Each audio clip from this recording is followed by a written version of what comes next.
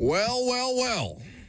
At a certain point, I want to cover January football. I want to cover playoff games. I want to cover things that matter of consequence on an actual football field. But I swear to God, when the offseason news cycle hits, boy, it is unlike anything else. The dopamine hit of yesterday. John Harbaugh fired by the Baltimore Ravens. I believe the news came out a little after 4 p.m. Central Time last night and sent every one of the currently now 6 of 7, because the Ravens are now the 7th. Had to be done. Nobody knows what you just did on FM radio. Don't do it. It's all right. Nobody knows what it means, period. Oh, hello, Justin. What are you doing back there? Where's Robert? The one time. He's gone. What do you mean he's gone? The one time I want Robert Walsh on the radio show because I actually need his credibility, his lone sense or source of credibility on something. Why am I looking at you? Do you ever hear Amy Adams speak? No. Do you know why? No. Mike Borgonzi, Chad Brinker, they're all empowered to speak on her behalf. Oh. That's me. I'm the captain now. He has empowered you? Yes. Robert Walsh has empowered you to speak on his behalf today. Yep. You don't need to know why, where he is. You don't need to know anything. It's just I'm the captain now. You've got me for the rest of time. Somehow, what is your title? Are you currently restructuring your front office organization for the 17th time as well? I can't be Big Boss Bert. Okay. I don't know what Triple J would be, but I'll be Big Boss Justin. Okay. As of today. VBJ. That sounds, I don't like the sound of that. So, please don't. Since you are empowered to speak on his behalf, how does Robert feel about John Harbaugh divorcing from the Baltimore Ravens after 18 years in the Super Bowl? He couldn't be more thrilled. Really? Isn't that something he would say? He hates the Ravens, and he's happy they lost, and he's ready to move on with the season. He doesn't have to watch the misery in the playoffs. He doesn't have to watch them go through the playoffs and not make the Super Bowl again. I think that's probably something he did say in the immediacy of that missed field goal as he rage smoked his first cigarette in a couple of months. Actually, when I talked to him earlier to prepare for the show, he did say, we were talking about some free agency things and how there was a comment on our show earlier, Ramon and Will, that the Titans now could be more attractive in free agency if John Harbaugh comes. And he said, it's not like the Ravens did anything in free agency anyways, outside of Odell Beckham, Derrick Henry. Outside of that, not really. So that's where he stands on that. Yeah, they've never been a big spender in free agency. Got to turn your mic on. Okay, that's my fault. We will have Robert Walsh at some point today. He low-key called this, by the way. He did? Like day one, after they lost to the Bills, week one, in heart-wrenching fashion. Mm-hmm. I would say the most despondent Robert has been after a Ravens loss in the time that we've known him. I have never seen. He was down bad after the Mark Andrews drop last year in the postseason. He was down bad on Monday.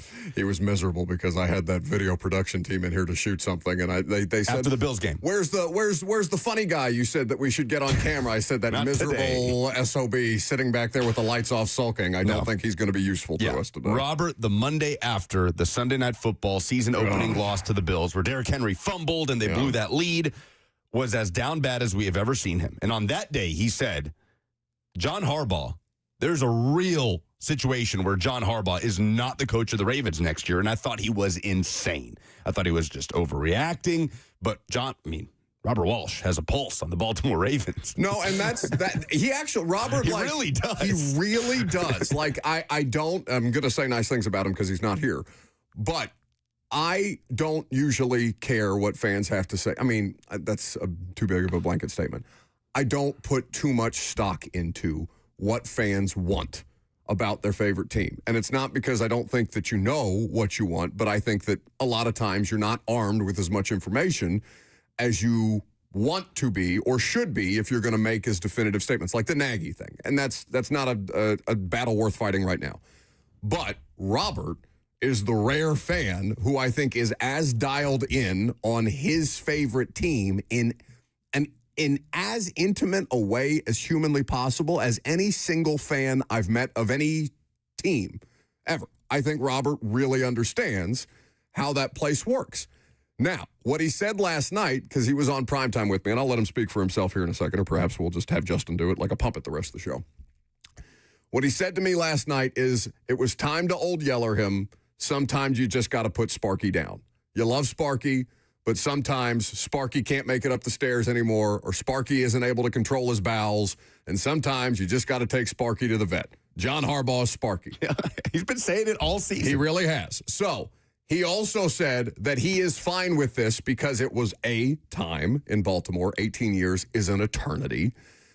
And B, because he doesn't believe that John Harbaugh is going to end up in a situation where he would do better than the Ravens are going to do post John Harbaugh, which I think is fair. I don't think that the Ravens are going. Listen, John Harbaugh's a good coach. I think anybody would be lucky to have him. I don't think that the Baltimore Ravens, one, are doing this without somebody specific in mind. I don't think a well-run organization, key phrase, well-run organization, makes a decision like that without having a very specific plan or plans as to how they are going to proceed moving forward. You did see very quickly that Diana put out something about Cliff Kingsbury and Lamar Jackson, which I thought was the most interesting. I don't like it, but if I was a Ravens fan, I wouldn't like it. But I think that's the most interesting thing that came out in the immediacy. Now, if you're Cliff, you obviously want that job. But it is, I think, two different sides of a coin if you're a Titans fan. Is it good that John Harbaugh is available to be hired somewhere, theoretically? Yes, it's good for the Titans that John Harbaugh is, in theory, available. Now, he may go through the interview process with a number of teams, and he may decide after the fact, no, I don't know. I don't know about this. I think it may be in my best interest to take a step back. That's an option. He could go through the interview process and decide that he wants to jump right back in because it's all he knows. His entire life, 18 years doing one job.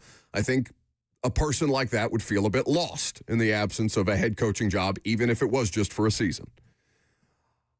I think the other part of this is a third option here is the Titans could want to talk to him, and he gets to pick and choose who he wants to talk to. And it doesn't just have to be the Titans. The Browns could want to talk to John Harbaugh. And John Harbaugh would say, appreciate your interest, but I'm not interested in being the head coach of the Browns, or I'm not interested in taking that interview at this time. That's something that happened with the Titans on multiple occasions with Ben Johnson, the current Bears head coach, and Adam Peters, the current Commanders GM. They declined interviews here despite being requested. The other part of this is the Ravens immediately become the best job. So if you don't get John Harbaugh, you could, but let's just say you don't, because it's far less likely that you land John Harbaugh than do. If you don't get John Harbaugh, you are also probably not getting the second best candidate on the market because the Ravens are going to have their pick of whomever they believe to be the pick of the litter. Yes? Baltimore's the best job. They've got a two-time MVP at quarterback. It's the best job. We don't have to sit here and debate it and go bang. No, it's the best job. There's no conversation at all. The Baltimore Ravens are the best available job, and yet we could still see teams make moves with their head coaches simply because John Harbaugh is available. What did you tell me this morning? I saw this last night from Adam Schefter, but I guess there's been additional details. So it's been reported by Schefter, who said 7 teams, right, have kind of inquired or shown interest in John Harbaugh. Obviously, there's only 7 openings, but that includes the Baltimore Ravens. So stands to reason that there are 6 teams that would be inquiring about Harbaugh who do not currently have a head coach, and one that does have a head coach in place. But Gary Myers, who has covered the Giants for a long time, is a Hall of Fame voter, worked for the Dallas Morning News. Are you familiar at all with Gary Myers? Yeah, I know the name. Okay, he reported, he had some nuggets on John Harbaugh yesterday. Love nuggets. That 9 teams have already made inquiries, and he points out, as I said, there are only 6 openings, not including the Ravens. So, in his words, sounds like some coaches are hanging by a thread. So we can do some reckless speculation later in the show on who the 3 teams are that have a head coach in place that are showing interest in John Harbaugh. And there are sort of ways to siphon off this conversation. I think it's fascinating how this went down, which we can talk more about with headlines next, and the politics of it all.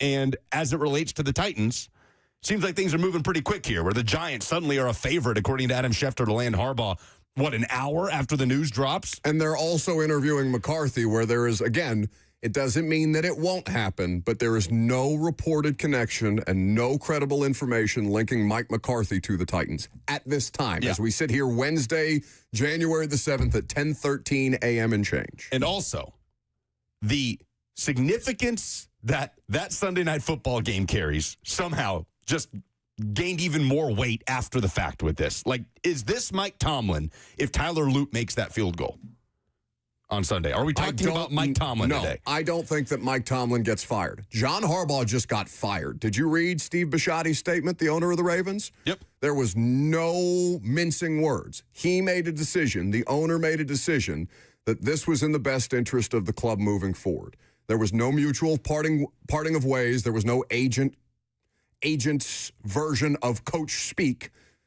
like Cliff Kingsbury, where there was a mutual decision apparently with Cliff Kingsbury. It sounds less mutual on the part of Cliff, but whatever. There is no mincing words that John Harbaugh got fired yesterday. I do not believe that the Pittsburgh Steelers were to outright fire Mike Tomlin. Well, it sounded like he wanted to stick with his offensive coordinator, Todd Monkin. It's kind of very like Mike Mularkey to me with Terry Robisky. Didn't want to get rid of him, so they ended up firing him. It's not even, well, I mean, theoretically, yeah, but it's not the same because Monken was good at his job. And as Ben Jones has said on this radio show many times, he and Marcus Mariota were calling the no-huddle offense for the Titans in a Kansas City playoff. Under Terry Robisky. Under Robisky. It's not, one hill might be worth dying on, the other very much not so. Right, but it still seemed like they fired him because of it, because of the relationship either with him or with Lamar, with Monken. Not just restricted to that one thing. Well, the Athletics Ravens beat writer had some fascinating insight on that exact dynamic that we could get to coming up next.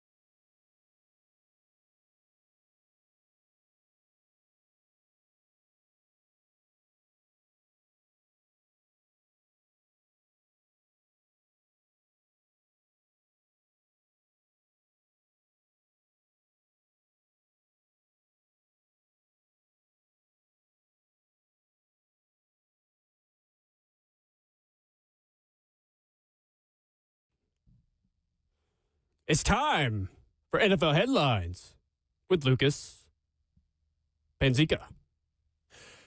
You all know by now John Harbaugh is out as the head coach of the Ravens. After 18 seasons, he is the 12th winningest coach in NFL history with 193 career wins. Before we get to this audio from The Athletic about how things went down yesterday, interesting to look at the first 5 years of John Harbaugh's time in Baltimore in the playoffs, where he went 9-4 and won a Super Bowl.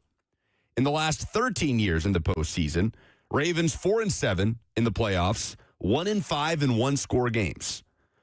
But according to Jeff Zrebiec of The Athletic, who, according to Robert Walsh, is the guy when it comes to covering the Baltimore Ravens. Proud of you for getting that name right. Nailed it. The lack of recent postseason success doesn't even seem to be the primary, secondary, or tertiary reason why John Harbaugh was let go ultimately in Baltimore. Here is Zrebiec on a show called The Collective, talking about how things went down yesterday. I have no problem with the decision making here. I just don't like how it was handled, and everything about this points to something in the last couple hours basically changing, because by all accounts, most people in the building expected that John Harbaugh would continue to be their head football coach going forward. And yeah, I know it's something to do with the staffing. It's very clear that John Harbaugh wanted to keep Todd Monkin. Lamar Jackson, I think, and Todd Monkin's personalities, I don't think meshed very well at times.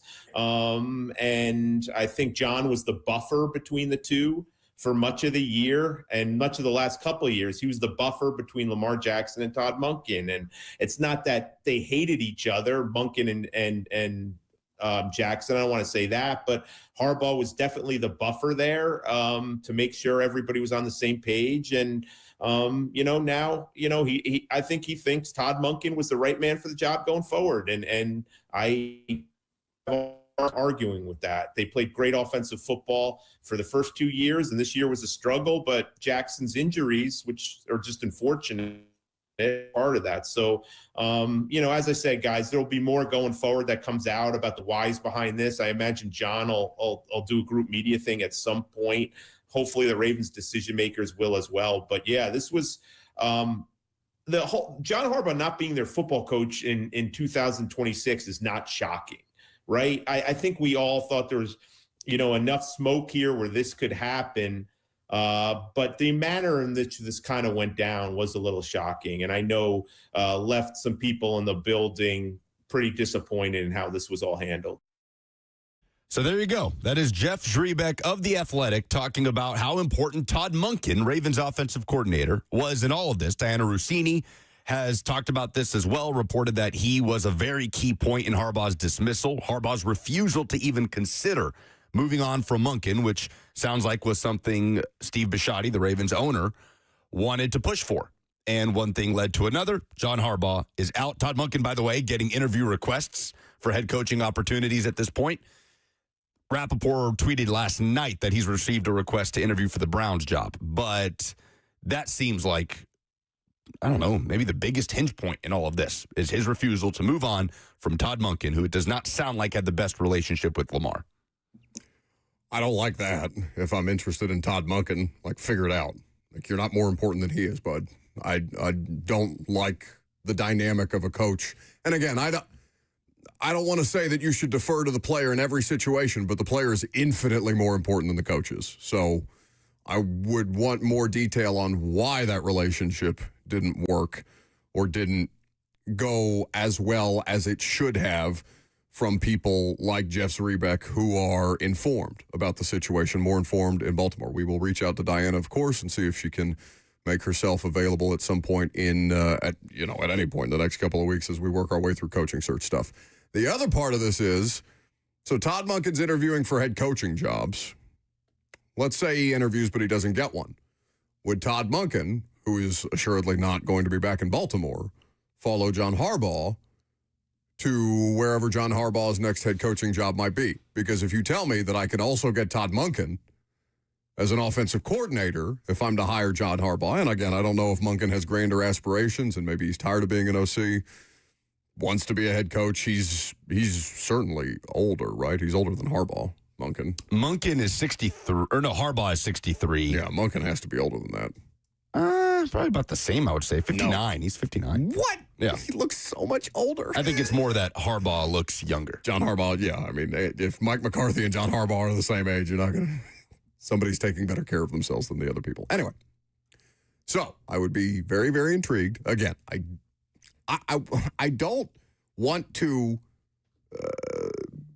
rain on Titans fans' parade, but, like, I would just be stunned if they were actually in the running for John Harbaugh. I was stunned when they hired Mike Borgonzi, though, because I had no concept of how deep he and Chad Brinker's relationship was and how important that was to Mike Borgonzi, plus the number one overall pick, of course. Makes a ton of sense if you're an aspiring general manager who's looking to remake this thing. But just from a Titans perspective, I am fascinated. It's just tough that the Jason Garrett news came out within like a half hour.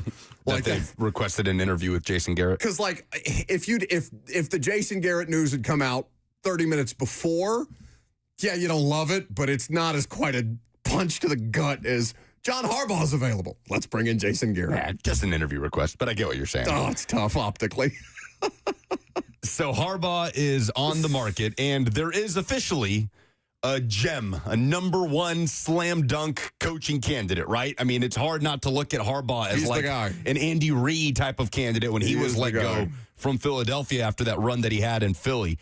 Obviously, Harbaugh has done something with Baltimore that Andy Reid never did with Philadelphia and win a Super Bowl, and we'll see where he lands. So quickly, that report came out that he was a favorite. Not that the Giants were going to talk to him, but he was a favorite to be the Giants head coach. This does not feel like a take a year off Mike Vrabel situation. This feels like John Harbaugh is going to be coaching somewhere next year. It's so funny that the Giants are going to go through any kind of sham interview process, and it's unfortunate that the Rooney Rule is going to be made a joke in that specific situation again, because that's not a thirsty Harbaugh messaging that he should be favored for the Giants job. That's a thirsty Giants organization being like, oh, we'll give you whatever you want. Somebody in the comments section says, money talks, Mr. Rising. Borgonzi needs to make... Borgonzi... He switched the word. Oh, okay. Needs and make. I thought I was having a seizure for a second. I was like, did I screw that up? Borgonzi makes to need an offer Harbaugh can't refuse. Okay. What he means to write is that Borgonzi needs to make an offer that Harbaugh can't refuse unless he did that intentionally, which is hilarious. But I will tell you, if money is the most important thing to you, this is not your place, okay? That's why the coaching candidates in college never made sense here. They're not going to take a pay cut to come to Tennessee. This place is not going to, this place is not going to pay a coach $20 million a year, $15 million a year. It's just not. Now, Harbaugh's earned it, right? But I just don't think you're in that position to do it. Again, I reserve the right to be surprised. Okay, so in terms of what the Titans are doing or what is being reported about the Titans coaching search, let's take a look at this week's interview schedule with the Tennessee Titans. Virtual interviews happening this week, the first round. So today, the Titans are reportedly talking to Colts defensive coordinator Lou Anarumo, as well as Broncos defensive coordinator Vance Joseph. Thursday is the Matt Nagy virtual interview. Friday is the former Cowboys and TV personality Jason Garrett interview. Is he a personality? God, maybe that's a strong word. That smile on television kills me. He's gotten better. You know what? I don't want to criticize him. I would be lying to you if I've said I've watched a second of Jason Garrett on TV other than seeing the memes of him turning and looking menacingly at the camera with that smile. He's been very robotic and creepy in the past. I think he has gotten better. And honestly, he did a game with Mike Tirico. Maybe it was Thanksgiving. I think it was Thanksgiving, Baltimore, Cincinnati on Thanksgiving night, where he was the analyst instead of Chris Collinsworth, and I thought he crushed it. But anyway, so Jason Garrett, virtual interview with the Titans on Friday. Kevin Stefanski, virtual interview with the Titans on Saturday. Now, nothing, as you said, has been reported about Mike McCarthy in relation to the Titans. The only thing I've seen with Mike McCarthy is that he's set to talk to the Giants next week. I don't know if you've seen any other team tied to him being reported, but that's the only one that I've seen. I have not seen, at least right now in the news cycle, I have not seen, heard, read anything to the effect of Mike McCarthy anywhere else right now. Again, 10:30 on a Wednesday morning, subject to change. But I have not seen anything about Mike McCarthy, not just here, but anywhere else. Titans are going to talk to Raheem Morris. I am not sure what day that virtual interview is supposed to take place. Next Monday. I was going to say, I thought I saw a day on that. Ian Rappaport saying next Monday. And Raheem Morris has confirmed that as well. He's going to talk to the Cardinals, Giants, and Titans at this moment. So there you go. That is the Titans schedule today, maybe as we speak. Who knows? The Titans are speaking with Lou Anarumo and Vance Joseph. So the rest of the list is uninspiring by name brand, but this is not a name brand job. And the other thing that I think people get caught up in, how many people, well, let me ask you this. Do you think the job of an NFL head coach is more X's and O's than not? I think it depends if you are a play calling head coach or not. Agreed. But right now for this job, I think that you do not need somebody whose biggest resume bullet point is I'm a hell of a play caller. Like, that's a good thing. But again, you can still supplement a guy who's maybe not the best coordinator, the best coordinator, but would be a better head coach, would be a better CEO type with good coordinators under him. The Ed Orgeron theory, right?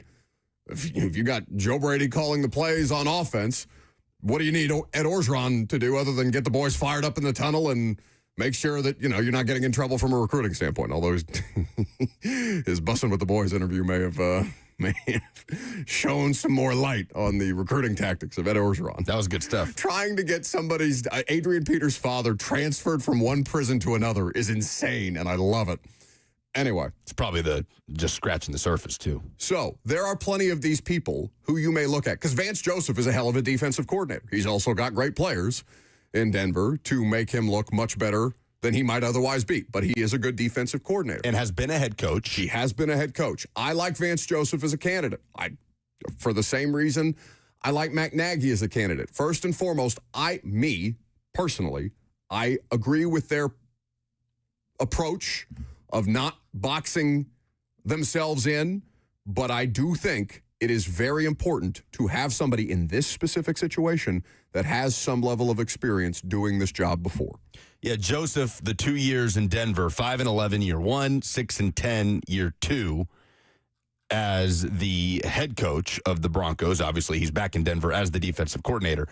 Did not end up having the time of his life. Ended up going 11 of 21 in those 2 years. But I guess if the Titans, let's say, hire Vance Joseph, he will have done something to convince Mike Borgonzi and show him what he learned from the unsuccessful tenure he had in Denver and how he will apply that now a second time around as a head coach. Like, that's the part of this that it's hard to imagine, especially with Mike McCarthy not really appearing to be in the picture and John Harbaugh having no connection to the Titans at this point. We've talked about it being hard to imagine any one of these names from a PR standpoint alone being this slam dunk, Titans fans unanimous all in, right? Sure. But I think they have to remember that no matter who it is, they will have to have shown Mike Borgonzi, if you are a defensive coach, you will have presented a plan for your offense, who your coordinator candidates are going to be, who's going to come in and help develop Cam Ward. If you're a coach that failed at your last head coaching stop, you will have had to show Mike Borgonzi what mistakes you made that you, I guess, understand how you're going to rectify them the second time around. Yeah, for sure. And the other part of this is, as you look at the decisions that are going to be made on this, I don't care if they win the PR battle. I care that they get the right coach. If it upsets the fan base for a period of time, who cares? It's not like you guys are showing up to games just to see a coach at this point in time. Like, you care about the job that is done, not the name that comes with, not the name. Hyperfixate less on the name versus the qualifications of the person to do that job. I understand that that's a hard thing to separate for fans, and I'm not going to wag my finger at fans and be like, no, you're stupid for not wanting Matt Nagy, or you're stupid for not wanting Vance Joseph. Like, I do understand in principle why there are some of the reactions that there are. The Jason Garrett thing, I think we're all kind of in, Hey, Borgonzi set a wide net, man. He wasn't lying. With all due respect to Jason Garrett, who I'm sure is a lovely person, like, no. I howled laughing when I read that yesterday. Not because I prey on your downfall as a fan base, but my God, could you have not had anything worse come out timing-wise after Harbaugh was fired than that? So Matt Nagy this week is meeting with the Titans and Raiders on Thursday and the Cardinals on Friday. Right now, it seems like those are the only three teams that have requested an interview with the Chiefs offensive coordinator, who obviously does not have any postseason football to prepare for. The coordinator firings kind of go under the radar this week, understandably so, but there is some interesting stuff in here. We knew that Matt Eberflus was fired as the defensive coordinator of the Cowboys. This Cliff Kingsbury thing is interesting because it comes out as a mutual parting of ways, and now it's seeming more like it was a firing as opposed to that. But that Commanders players, including Jaden Daniels, were a little bit blindsided by it and not huge fans of the move to move on from Cliff Kingsbury. And by the way, they've also fired John Witt Jr. as defensive coordinator, which is not a huge shock. Dan Quinn took over defensive play calling at some point this past season. Disappointing season in Washington. Jaden Daniels missed most of it. But the Cliff Kingsbury of it all is fascinating on as far as what went down in Washington, because I don't think many people expected that. Like, that felt like it could be a great long-term thing. Dan Quinn with Cliff Kingsbury. Hey, didn't work as the head coach of the Cardinals. I just think but to Cliff be there wants with Jaden back in. Daniels. I think Cliff wants back in. Like, I remember talking to people last year about the idea of Cliff Kingsbury, just even here, because I wanted Brian Callahan out at the end of last season. And that's, that's a professional criticism, not a personal criticism. Hey, he's going to be an interesting figure in some form or fashion this hiring cycle if he ends up back in it, not as a head coach, obviously. But the Cliff thing feels more Cliff-driven, and maybe, again, this would be just, there's fact and then there's speculation. This is largely speculation. If you are Dan Quinn and you have a guy, or like maybe make this Nick Saban, Lane Kiffin. And Lane Kiffin he's your offensive coordinator, but he wants to get back in the head coaching thing. And maybe he's not preparing as thoroughly as he needs to because he's focused, understandably, on his next head coaching gig. Well, if Cliff doesn't have a head coaching gig, but is still trying to, message and back channel and do all these different things. Again, I don't know that that's happening specifically with Cliff Kingsbury. I'm just presenting a scenario in which I could see there being a falling out. You're probably looking around being like, I just need somebody who's focused on being the offensive coordinator for Jaden Daniels. I don't need somebody with grander aspirations right now. Maybe it's best if we just move on. But did you see the reporting on that Jaden Daniels was very upset? Yeah, well, yeah, that's what I just said. He sounded like he was blindsided and by several it. And you mentioned several other key players, yeah. So that was probably the most surprising coordinator move. The John Witt Jr. move for Washington makes sense. And now is a very interesting hinge point for Dan Quinn in his tenure as the Commanders head coach. Great year one, NFC championship kind of comes crashing down after they spent in free agency and brought guys in for year two. And now Dan Quinn finds himself having to hire two coordinators. Meanwhile, Dan Campbell in Detroit finds himself having to hire an offensive coordinator because Lions OC John Morton has been fired. Also not a huge shock because Dan Campbell took over play calling duties this past season. Will be interesting to see. I fear for Jaden Daniels' circumstance, just because the health thing is so, I don't know. They were so remarkably healthy as a roster, top to bottom, when they ended up in that NFC Championship game. And that all came crashing down. Now, I don't think it's going to be as extreme, but I also didn't love how many times they threw him back out there with a dislocated elbow and things like that. It's just weird. Pretty much out of contention, too. Yeah, that was an interesting situation. The Commanders, man, we're not going to be talking about the Commanders that much this offseason, but that feels like a fascinating experiment in year three as Jaden Daniels tries to bounce back from the sophomore slump the way C.J. Stroud had to this year and has to do it with a new offensive coordinator the way C.J. Stroud had to this year. And it was bumpy for Stroud this year. And the Texans, that 0-3 start for Houston feels like ancient history. We're not talking about the Texans. They've won 9 in a row, and C.J. Stroud is playing sound football. Mid-season, we were saying Davis Mills might give them a better chance to win when he led them on a 3-game win streak. He was the better quarterback. But here they are with C.J. Stroud. He's playing well. That defense is dominant. So all makes for a very interesting year 3 with Jaden Daniels. Okay, there is news in the SEC, and it could have an effect on the Tennessee Titans. Next.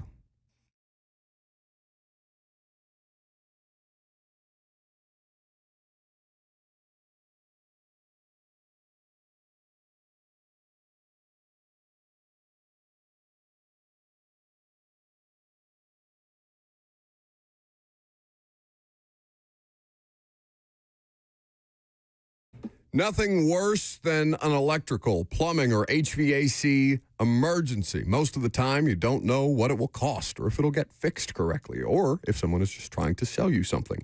That's when you call Hiller Plumbing, Heating, Cooling, and Electrical. The price you're told is the price you'll actually pay. There's no hidden fees or surprises on your bill. Hiller has been in business for over 35 years and is family-owned and operated. Their techs are professional, experienced, and trustworthy. When they're on their way, you'll receive a photo of the tech and a link to track them in real time. No more wasting time waiting around. 100% satisfaction guarantee of happy you'll be, or the service is free. That is the Happy Hiller promise. Book online today at happyhiller.com.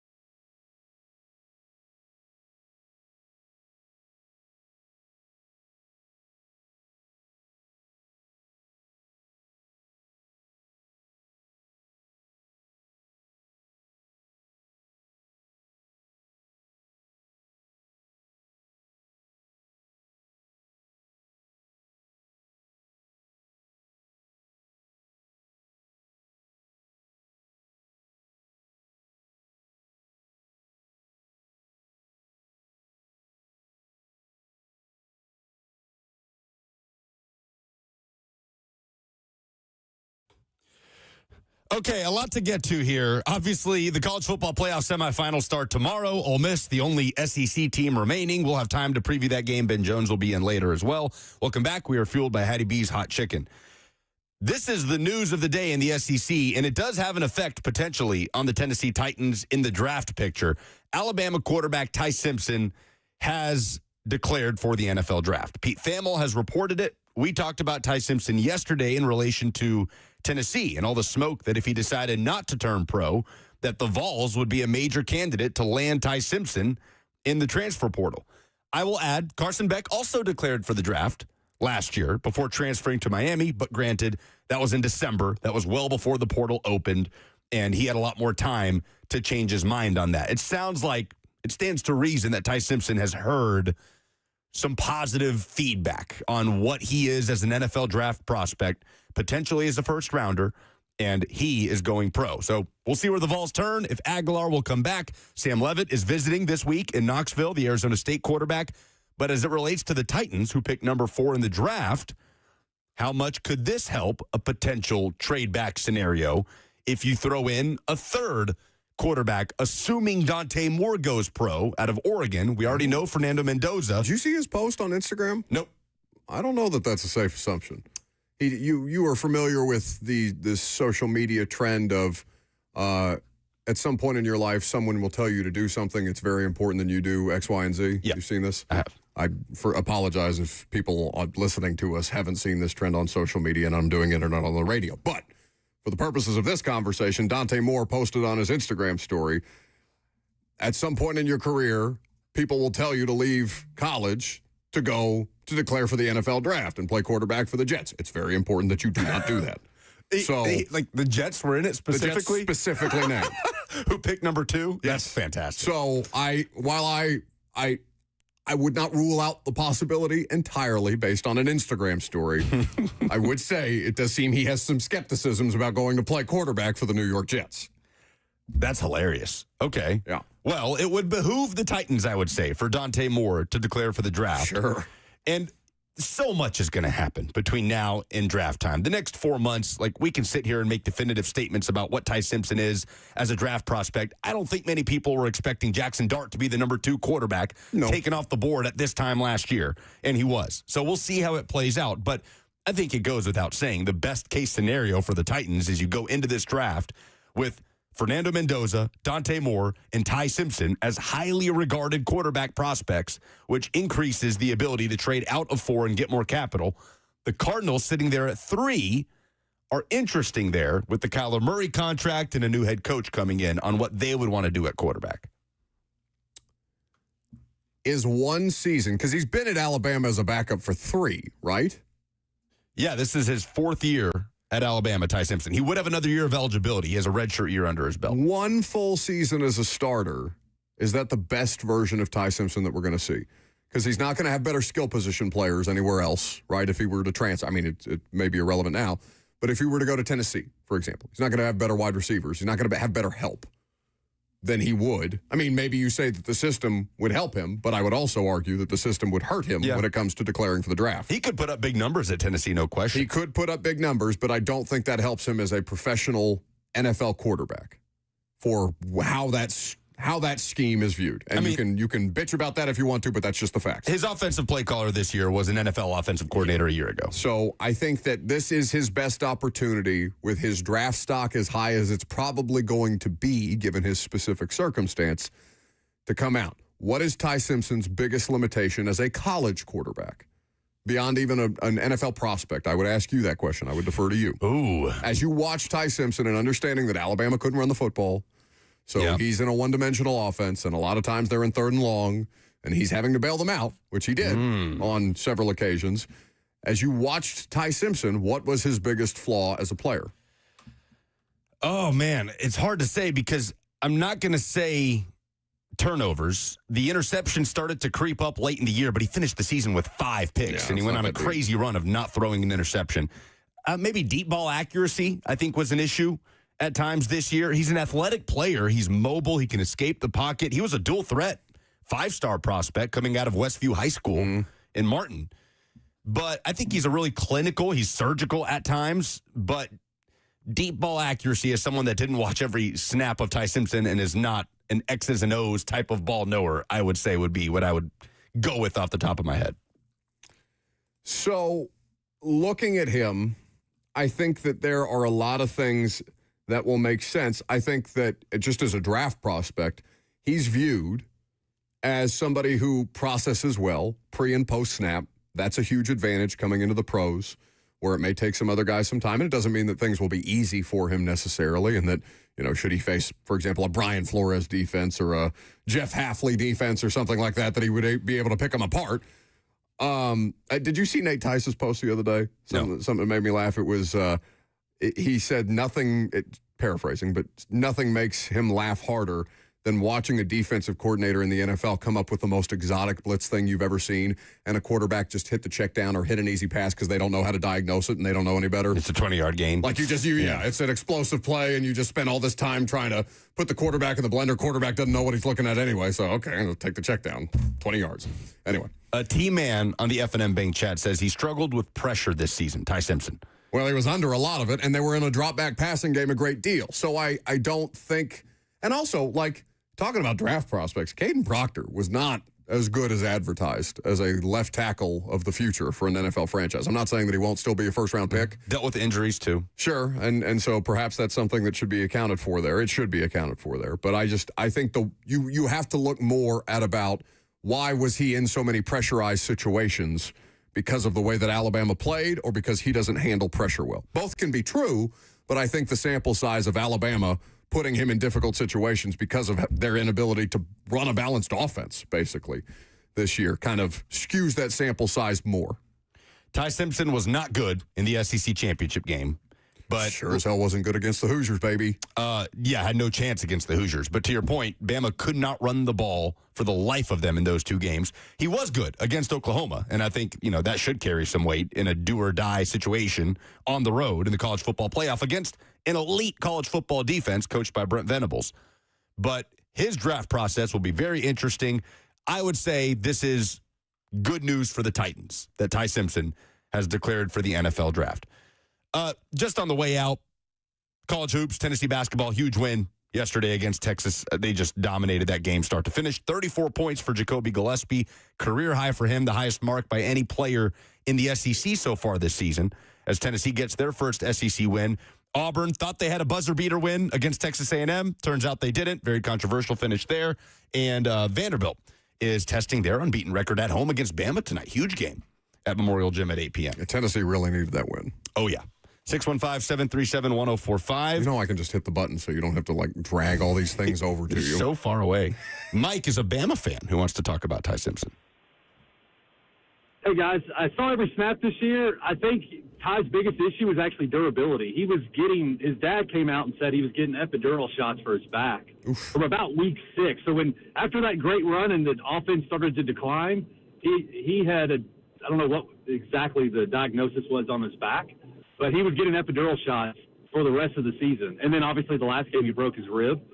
But I would compare him more to a Jalen Hurts from Alabama than a Tua. I think he's a little bit better passer than Jalen was, but he's somebody who's not going to take a lot of chances with the ball, which is good, but yet frustrating when they just throw it away because there's not much there.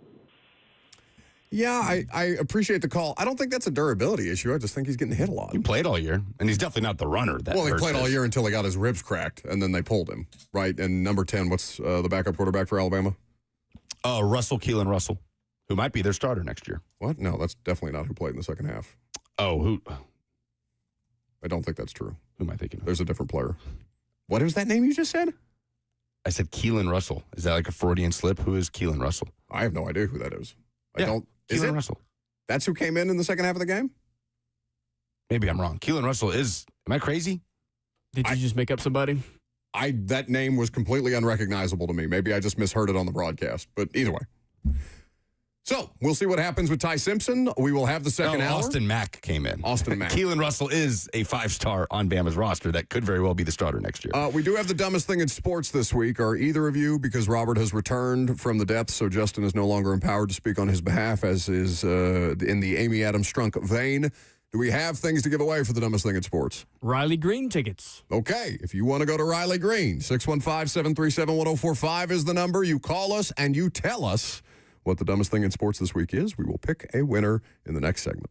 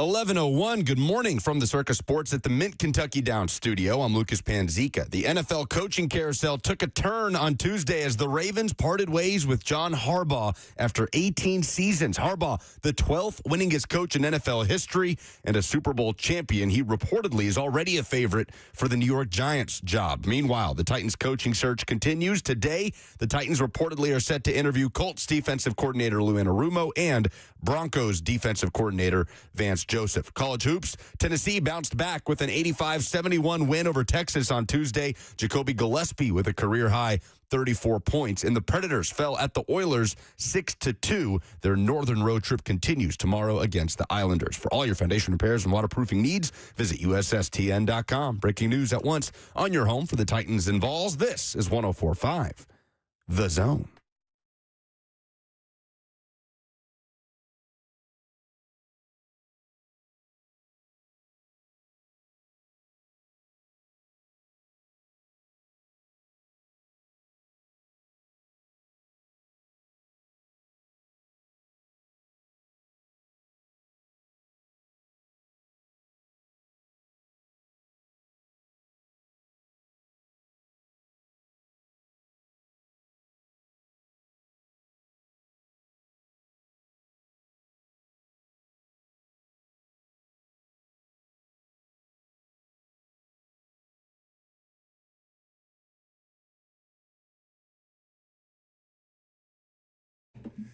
Six 615-737-1045. What's the dumbest thing in sports this week? You call in, you tell us, we listen, we pick somebody who has the dumbest thing in sports. We send you to Riley Green this week. Tickets to Riley Green's upcoming concert. When, Robert, at your earliest convenience? At some point in the near future, Very or good. distant future, or mid-distant future. Fine. At some point, you will go to a Riley Green show if you give us the dumbest thing in sports this week. I'll start. The dumbest thing in sports this week is the Titans taking any time whatsoever to interview Jason Garrett. I, again, emphasize, he may be a good person. He may have learned from his previous experience with the Dallas Cowboys. It may simply be a fact-finding mission. I think that interviewing Jason Garrett, how many years has he been removed from this? It's been a while since he's been the coach of the Cowboys. Let's see. When did McCarthy take over? I don't know, 5-6 years? At least. He has been removed from this situation for some time. And it may be that you want to orchestrate the most all-encompassing, widest net. What? What do you got? Did you look it up? Oh, no, nothing. Oh, you made a face. I made a face because, don't worry about it. Okay. Continue. I understand that you may want as wide a net as humanly possible. I think interviewing Jason Garrett, 5 or 6 years removed from his last head coaching stint, is the equivalent of interviewing Mike McCoy seriously to be the next Titans head coach. I don't think you need to do it. I don't think it's worth the time.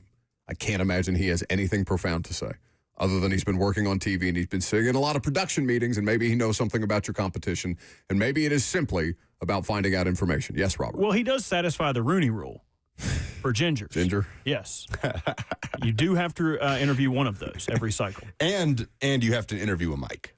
So Yeah, sure. I don't know. I mean, I get your point, you do but know. You do know. No, I don't see the harm in it, right? Like I I don't see how they're suffering for it. I don't see how they are lesser for it. It's just time that could go to somebody else. That's my only point. I just think it's a waste of time.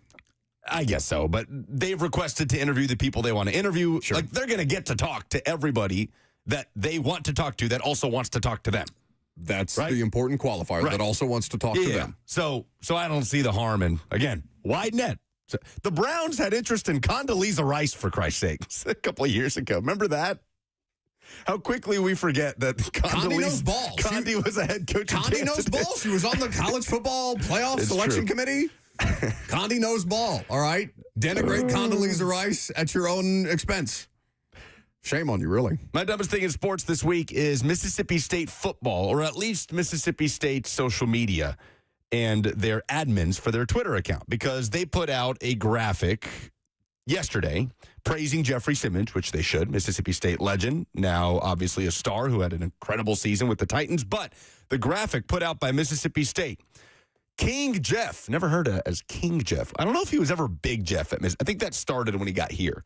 I don't think he was Big Jeff, but King Jeff. No, I think he had the nickname coming in. Did he? Yeah. Okay. Well, King Jeff is what the graphic says, with a picture of Jeffrey Simmons, and they say the most sacks in a single season in Tennessee Titans franchise history, which is factually incorrect.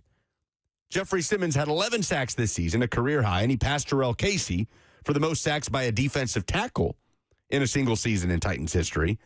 Not the most sacks in a single season generally in Titans history. That obviously would be Javon Curse with his rookie record-setting 14.5 back in 99. If we're to get into the Oilers era, that would be William Fuller with 15 sacks back in 91.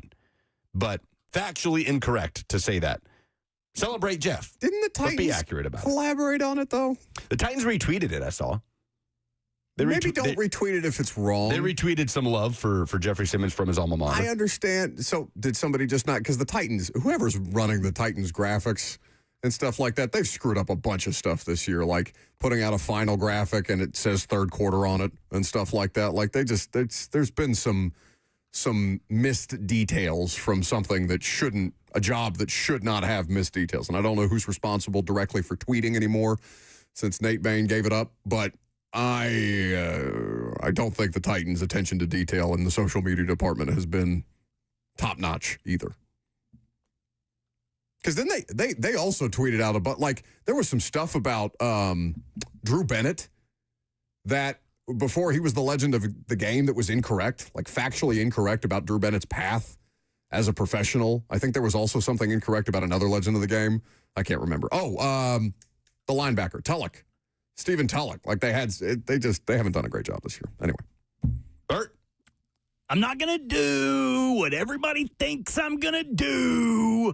My dumbest thing in sports, obviously, I mean, you know me, you know where my heart lies, you know what where I lay my head down at night.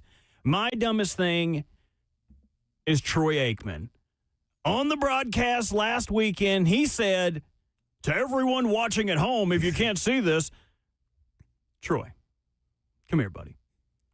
You're on the TV broadcast. Yeah. Everyone you're talking to is at home. Just think about that. Just think about that next time. You know what I made me laugh? I was listening to the Levitard Show podcast the other day. You saw the report that Troy Aikman's going to assist in the general manager search for the Miami Dolphins. I did see that. Is that not an implication the same way that Tom Brady could have been an implication with him being with the Raiders? That's the first thing that I thought of. I guess there's a difference between ownership and just outright paying somebody as a consultant in those circumstances. But I also thought of the conflict of Tom Brady, but they were talking about it because obviously that's a Miami-based show. And they just said, what is Dan Marino just pissed? Like, Yeah. Dan Marino just throwing his hands up in the air and being me? like, you're going to bring in the former Cowboys guy? The Cowboys guy's just going to steal money from you to maybe give you some extra pointers on your general manager?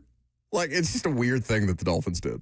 Anyway, 615-737-1045 is the number. What's the dumbest thing in sports this week? Remember to stay on hold so that we can circle back to you if you do win those Riley Green tickets.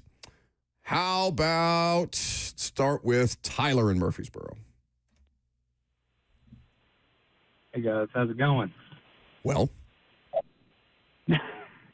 Well, that's good. Well, that's man, what I'm saying. It's I'm gonna going go ahead well. It's not going good. It's going well.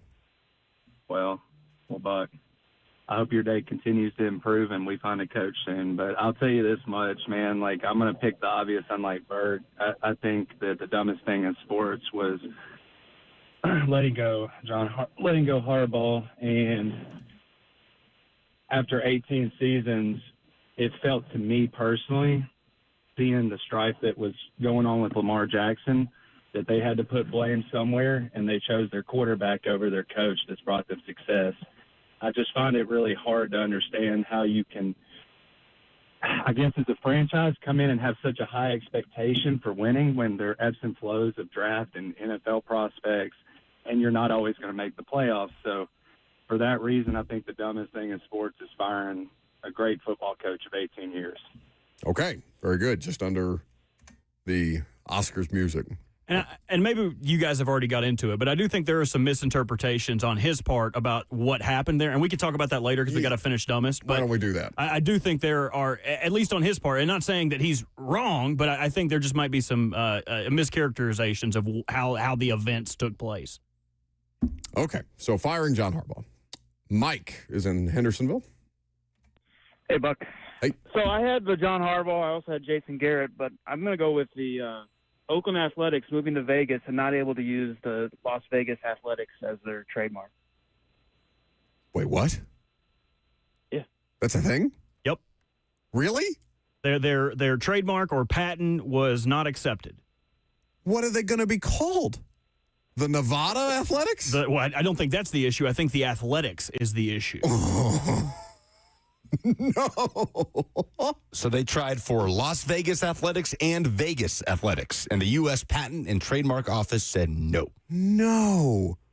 What the hell is the baseball team going to be called? The Gamblers, the Showgirls. I mean, there is no. Oh my God! Or the Tigers. What was the magician tandem that got eaten by Siegfried and Roy? Siegfried and Roy. It could be the Pillar and 10. They could be the Siegfrieds, the Vegas Siegfrieds, or Nothing would be a bigger signifier of where we are with gambling dominating sports as an industry than there being a pro team called the Vegas Gamblers. Yeah. Like 10 years ago, it was the biggest no-no in every sport to even mention it. Marshawn Lynch and Tony Romo were excoriated by the NFL for thinking about attending a fantasy football convention in Las Vegas less than 10 years ago. Okay? I like that. It's a good submission Vegas by Gamblers? Mike. Mike is it's not a bad name. It's got some ring to it. Not a bad name. It's very problematic for a number of different reasons, but it's not a bad name. Mike is the leader in the clubhouse. Let's go to Henry up next. All right, my dumbest thing in sports has to be Georgia play calling in the fourth quarter of the Sugar Bowl. Georgia's play calling in the fourth quarter of the Sugar Bowl. Now, admittedly, I fell asleep. What? I fell asleep. How? I fell asleep. That was one of the games of the year. It was electric. I got off Fox. Indiana won. I didn't really care. I was hoping for a good game. I fell asleep. We'll get Ben Jones' thoughts on that, but I guess you can nitpick some things, but they lost 39-34, man, and Gunnar Stockton was awesome. Like, both quarterbacks were awesome. I don't know that he is calling for Mike Bobo's head, but I feel like some Georgia fans are, and that's just dumb. Isn't that a Georgia fan thing, like, perpetually? Don't they hate Mike Bobo? Yeah, that's the deal. Nobody likes their play caller. No fan base in America likes their play caller. And he may have legitimate gripes, but come on. Jordan is in Nashville. Hey guys, my dumbest thing in sports is Adam Schefter. Before the Titans game, he tweeted, Titans wide receiver Van Jefferson needs one catch Sunday versus the Jaguars to collect a $100,000 incentive. Yeah. However, Van Jefferson was placed on IR days before. Do your job. Buck is an IR expert. Ask him next time. Love you guys. Thank you for the call. Good submission by Jordan. I saw that from Shefty. So we were debating this in the press box during the Jags game because we weren't really paying attention to the game at a certain point. Do we think that Adam Schefter scheduled that tweet and just forgot about probably. He probably scheduled a lot of those incentive type tweets. PK's pushback was it was scheduled for 11:21 p.m. Oh, which is when the tweet came out. To which Suss's response was, well, that's when you would schedule a tweet about the Tennessee Titans and incentives at 11:21 p.m. I don't know. I'd be fascinated to get an inside look at Schefter's Twitter and how much is scheduled versus how much he's tweeting on the fly. I don't know. You know what I would rather see than his scheduled tweets? I would rather see his drafts. I bet there's as much good stuff in the drafts as there is in the scheduled department. Like what doesn't get out there? That's what I want. All right, one more submission. How about Logan? Hey guys, my submission is probably one that you wouldn't have seen, but in the 22nd Element group chat that the Titans have on Facebook, I happened to be scrolling the other day and... So wait, I'm sorry. Just quickly, I just want a little more context. This is a Titans group chat? It's like a Facebook page. So it's a fan thing, not like a team thing. Yeah, just cool. a fan thing. Sorry, go ahead. Yeah, so one of the members decided to post that he would like to have D'Amico Ryans as the next coach for us, given that, for one, D'Amico's not going to be fired because Houston's got to love him down there, And for two, Houston's definitely not going to trade him over to their biggest rival.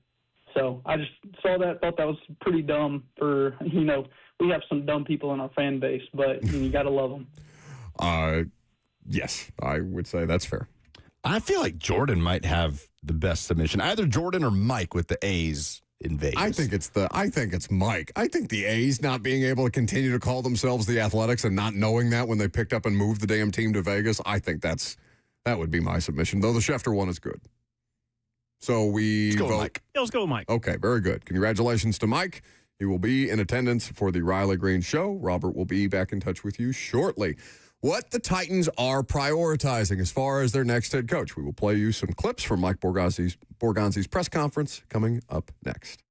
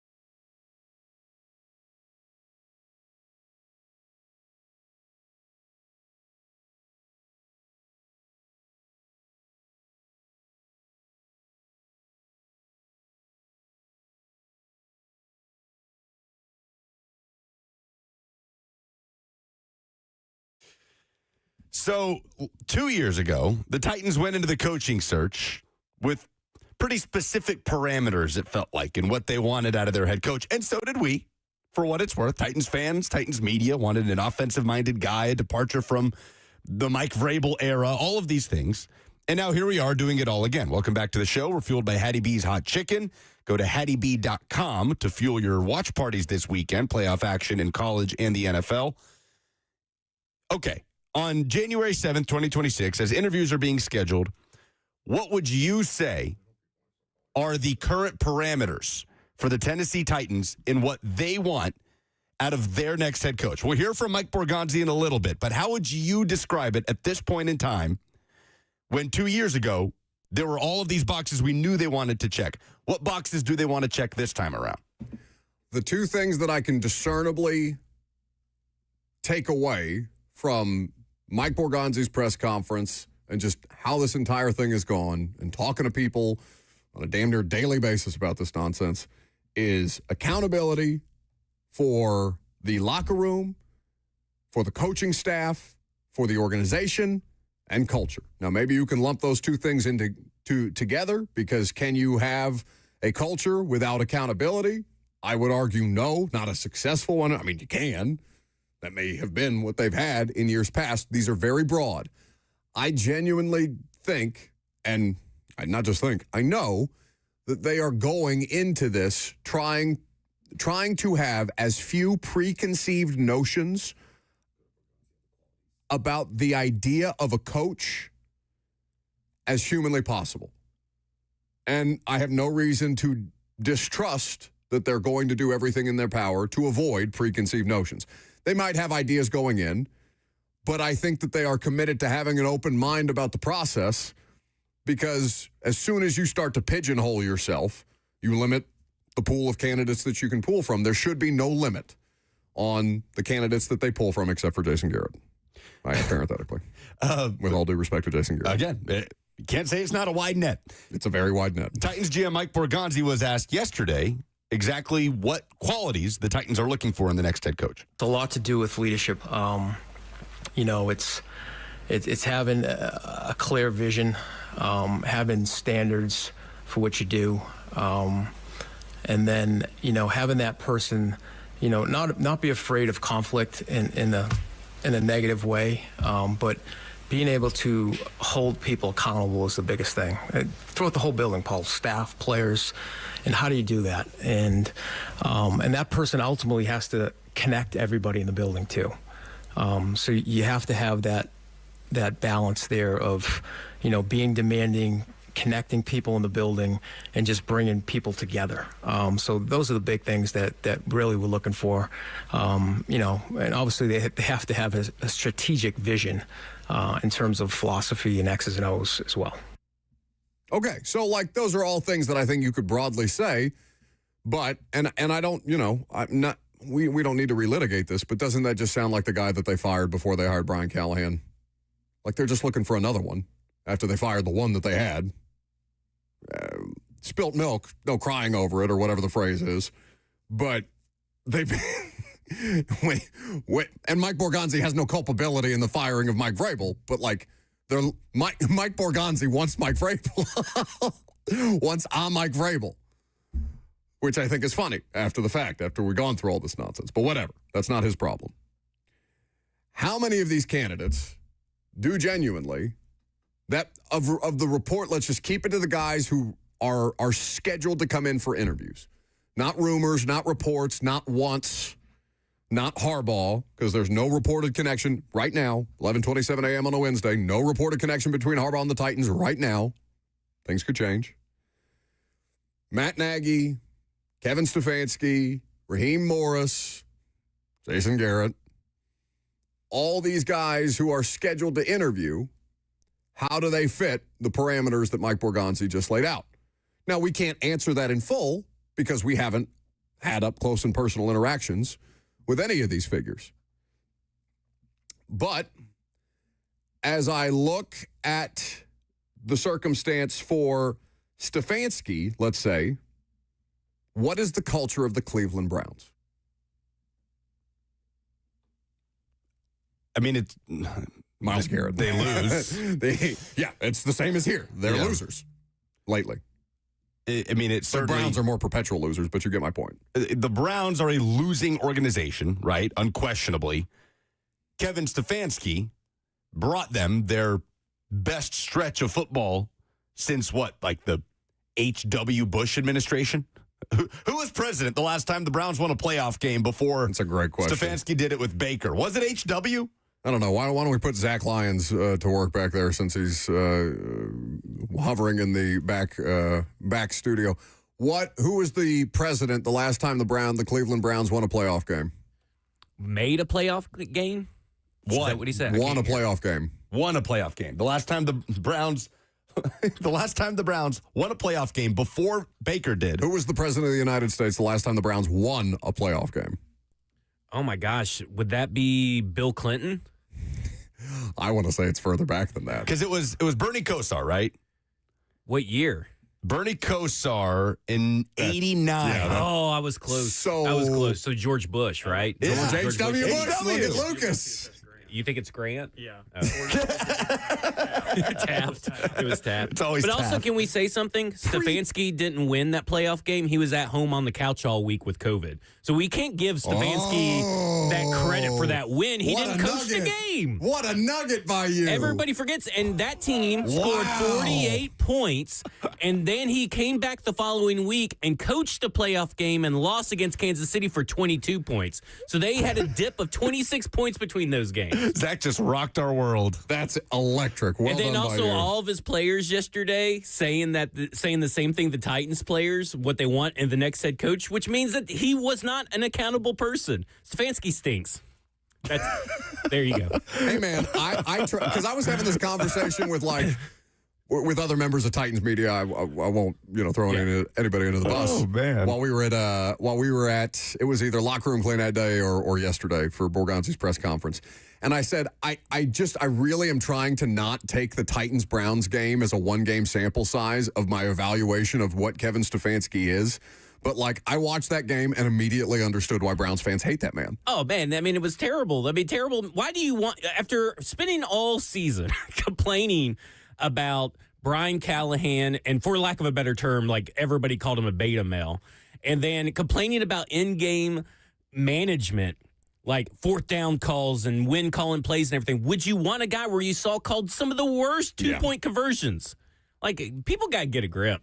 Special teams. And Jason Garrett, disgusting.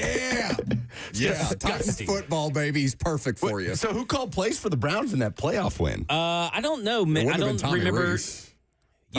Reese wasn't there at the time because that was 2020 or 2021. Yeah, COVID. Monkin was the 2019 offensive coordinator. Alex Van Pelt may have been there calling the plays because they fired Alex Van Pelt for Deshaun Watson in year 3 of Deshaun Watson because they had to switch.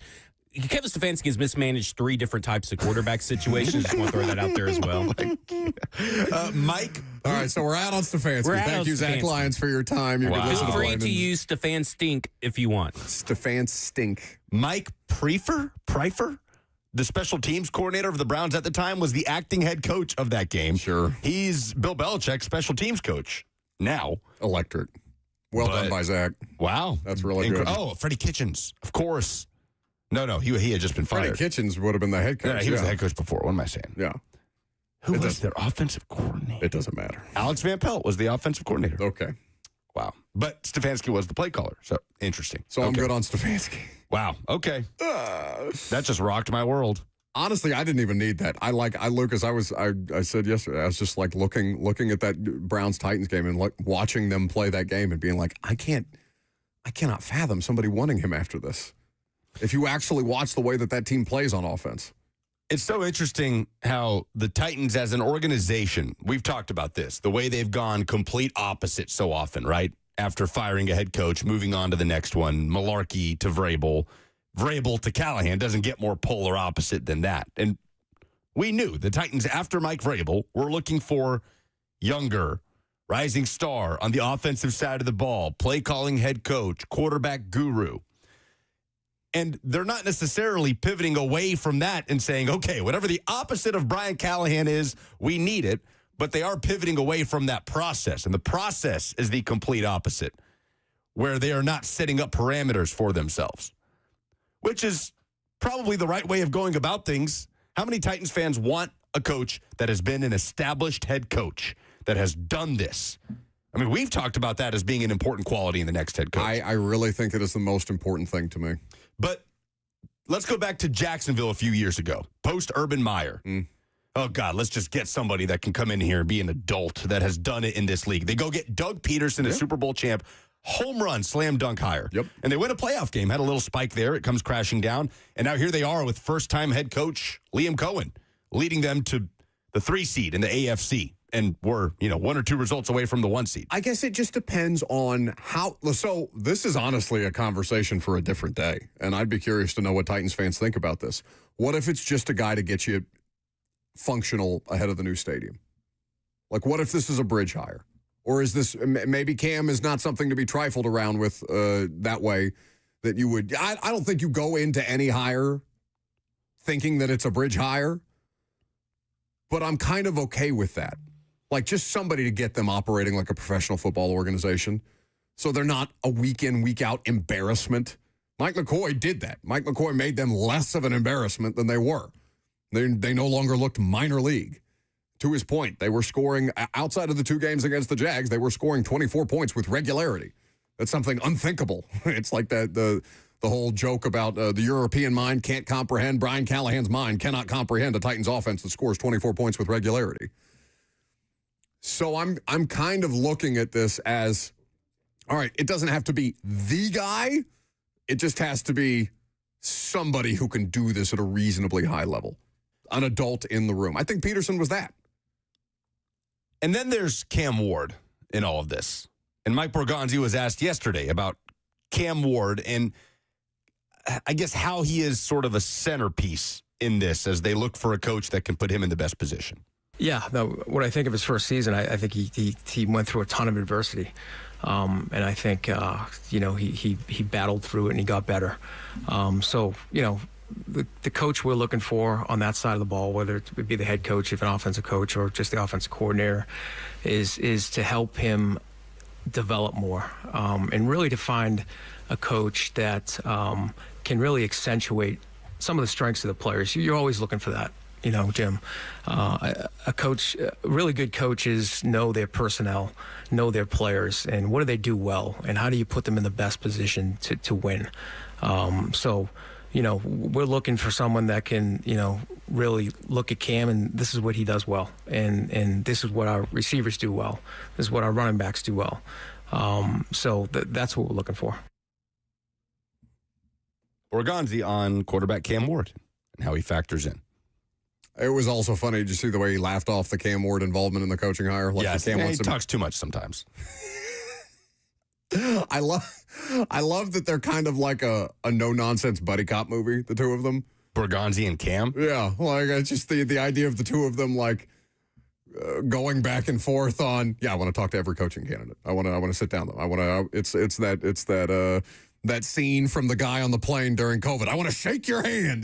So Cam is the young hotshot, like renegade cop, and Borgonzi is like the savvy vet. He's sitting back. He's eating his donut. He's drinking his coffee. I'm too old for this bleep. Literally, that's how I view the two of them. They're the most attractive things not named Jeff Simmons about this place, by the way. So that's who you want as your marketing arm, I guess, at this point in time, or that's who you want to be marketing, messaging to prospective coaches about. With Cam, we asked Cosell this, and we'll have a new episode of The Install tomorrow morning. We'll be back to our normal Thursday taping schedule with Greg Cosell. We'll talk a little bit about the playoffs, but mostly about the coaching cycle.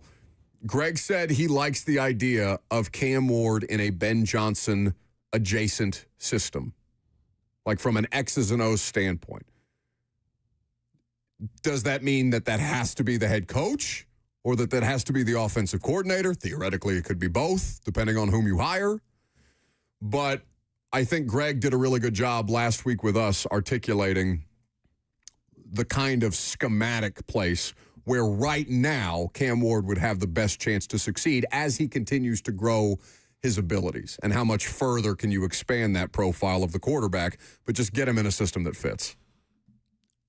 I talked about this with Robert Monday while you were gone. I can't remember if we brought this up to you on the air, but can you name or tell us how many coaches of the teams, the 14 teams currently in the playoffs, 14, how many out of those 14 have head coaches that were not head coaches before they took the job that they are currently in? Can I cheat and pull up the jobs? Sure. Okay. Buy me a second, if you would. Because, again, that feels like the box that is most discussed from Titans fans. Yeah. Got to be a former head coach. You have to have done this before. But just because Brian Callahan wasn't ready for this opportunity doesn't mean there are not candidates that have not been head coaches that are. Liam Cohen, D'Amico Ryans, McDermott. I'll put it this way. It'd be a lot easier for you to name the ones that had been head coaches. That'll take a lot less time. There's only 3 in the AFC. There's only 3, period. Oh, really? 11 out of the 14 head coaches in the playoffs to the NFC yet. were not head coaches before they took the job they're currently in. Now, Mike Tomlin, it's been almost 20 years. And 2 of them are wonderkins, like in Shanahan and McVay. Yeah. But it's Vrabel, it's Sean Payton, and it's, you have it in front of you. It's escaping me. Who's the Vrabel, third? Sean Payton, and Tomlin. Oh, no, Harbaugh. Yeah, Jim Harbaugh. Yeah. Interesting. Everybody else. I mean, and some very young, the one seed in the NFC is a defensive-minded head coach in year 2 who had to fire his offensive coordinator in year 1. How many people did they cycle through, though? Like, Seattle had Pete Carroll, who had been a head coach for 100 years, and then they pivoted to the other guy. Chicago feels like they stay hiring first-time head coaches. Was Lovie Smith a head coach before? I don't think so. I don't think so either. So they have been on a run. Chicago has some of the weirdest hiring profiles. Who's that CFL guy that they had for a couple of years with the glasses? Oh, Mark Trestman. Mark Trestman. Yeah. Yes. Mark Trestman, who's been on the show before. Is he really? You were not here. What? Mark Trestman, very close with Dave McGinnis, unsurprisingly. Oh. And when I did the show with KB once, Keith Bullock and I hosted the show at a Shoney's a couple of years ago. Awesome. Fried chicken and strawberry shortcake. What? And we were promoting the Music City Grand Prix, and we had Mark Trestman on because at that time Joe Milton was a draft prospect, and he had just done this great breakdown for the 33rd team about Joe Milton as a draft prospect. But yeah, very random show deep cut is me and Keith Bullock hosting at a show, and he's talking to Mark Trestman. Okay, friend of the show, Mark Trestman. Lovely guy. Should we call him? At a Shoney's is the best comedic part of that. Yeah, it was great. Anyway, so that's an interesting note by you. So these parameters, like, just throw them all away. Throw them all away. Whatever candidate comes to Mike Borgonzi and presents the best plan to be the Titans head coach, regardless of background, that's the candidate that should be the Titans' next head coach. Now, there are candidates team candidates for John Harbaugh. It feels like Harbaugh is interviewing the teams he's talking to more than they are interviewing him. He gets to. And there are reportedly 3 teams that currently have a head coach but are wanting to talk to John Harbaugh. We're going to try to figure out who they are next.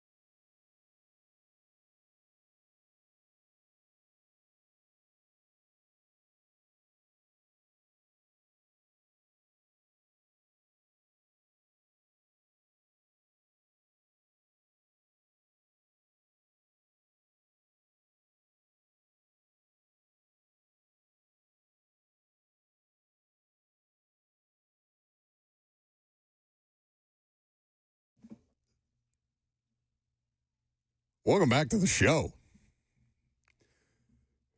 Fueled by Hattie B's Hot Chicken, the best hot chicken in the world. 615-737-1045 is the number if you want to get involved. What's your guess? Which team with a current head coach has reached out to John Harbaugh's agent about hiring John Harbaugh? Teams, plural. So but I just want one guess from the audience. I don't need 17 different options from the audience. What is the official number? Because I saw it reported as 7 teams reached out, and then I saw another tweet that said 9 teams have reached out. Remind me the name of the Giants Hall of Fame voter. Oh shoot, I had it in front of me. Gary Myers. Gary Myers. Yes. Gary Myers, who is credible, he's a person of note in the New York media market. He's their representation for the Pro Football Hall of Fame voting. He is saying that as many as 9 teams have contacted John Harbaugh, or John Harbaugh's agent, rather, about the opportunity to talk to John Harbaugh. So, 3 of those teams, because it's not the Ravens, 3 of those teams have current head coaches. What if it is the Ravens? That'd be some looking at the board, 3D like chess type stuff. The top candidate is John Harbaugh. Why is that name so familiar to me? Well, one team has already been mentioned. Josina Anderson has reported that the Dolphins have been in touch with Harbaugh.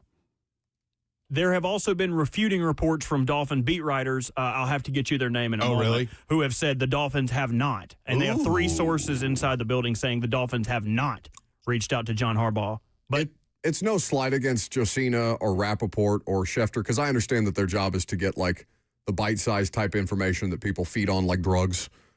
But I'm always going to trust local beat reporters on the details of things, and not just because I do this, but I just think that there are people way more in tune with the organization, and that there are far more narratives shaped by agency from a national standpoint than there are actual information from the team. So Barry Jackson from the Miami Herald, he's covered the team for 35 years. That's the Jeff Zrebeck of Miami. Barry Jackson is the GOAT.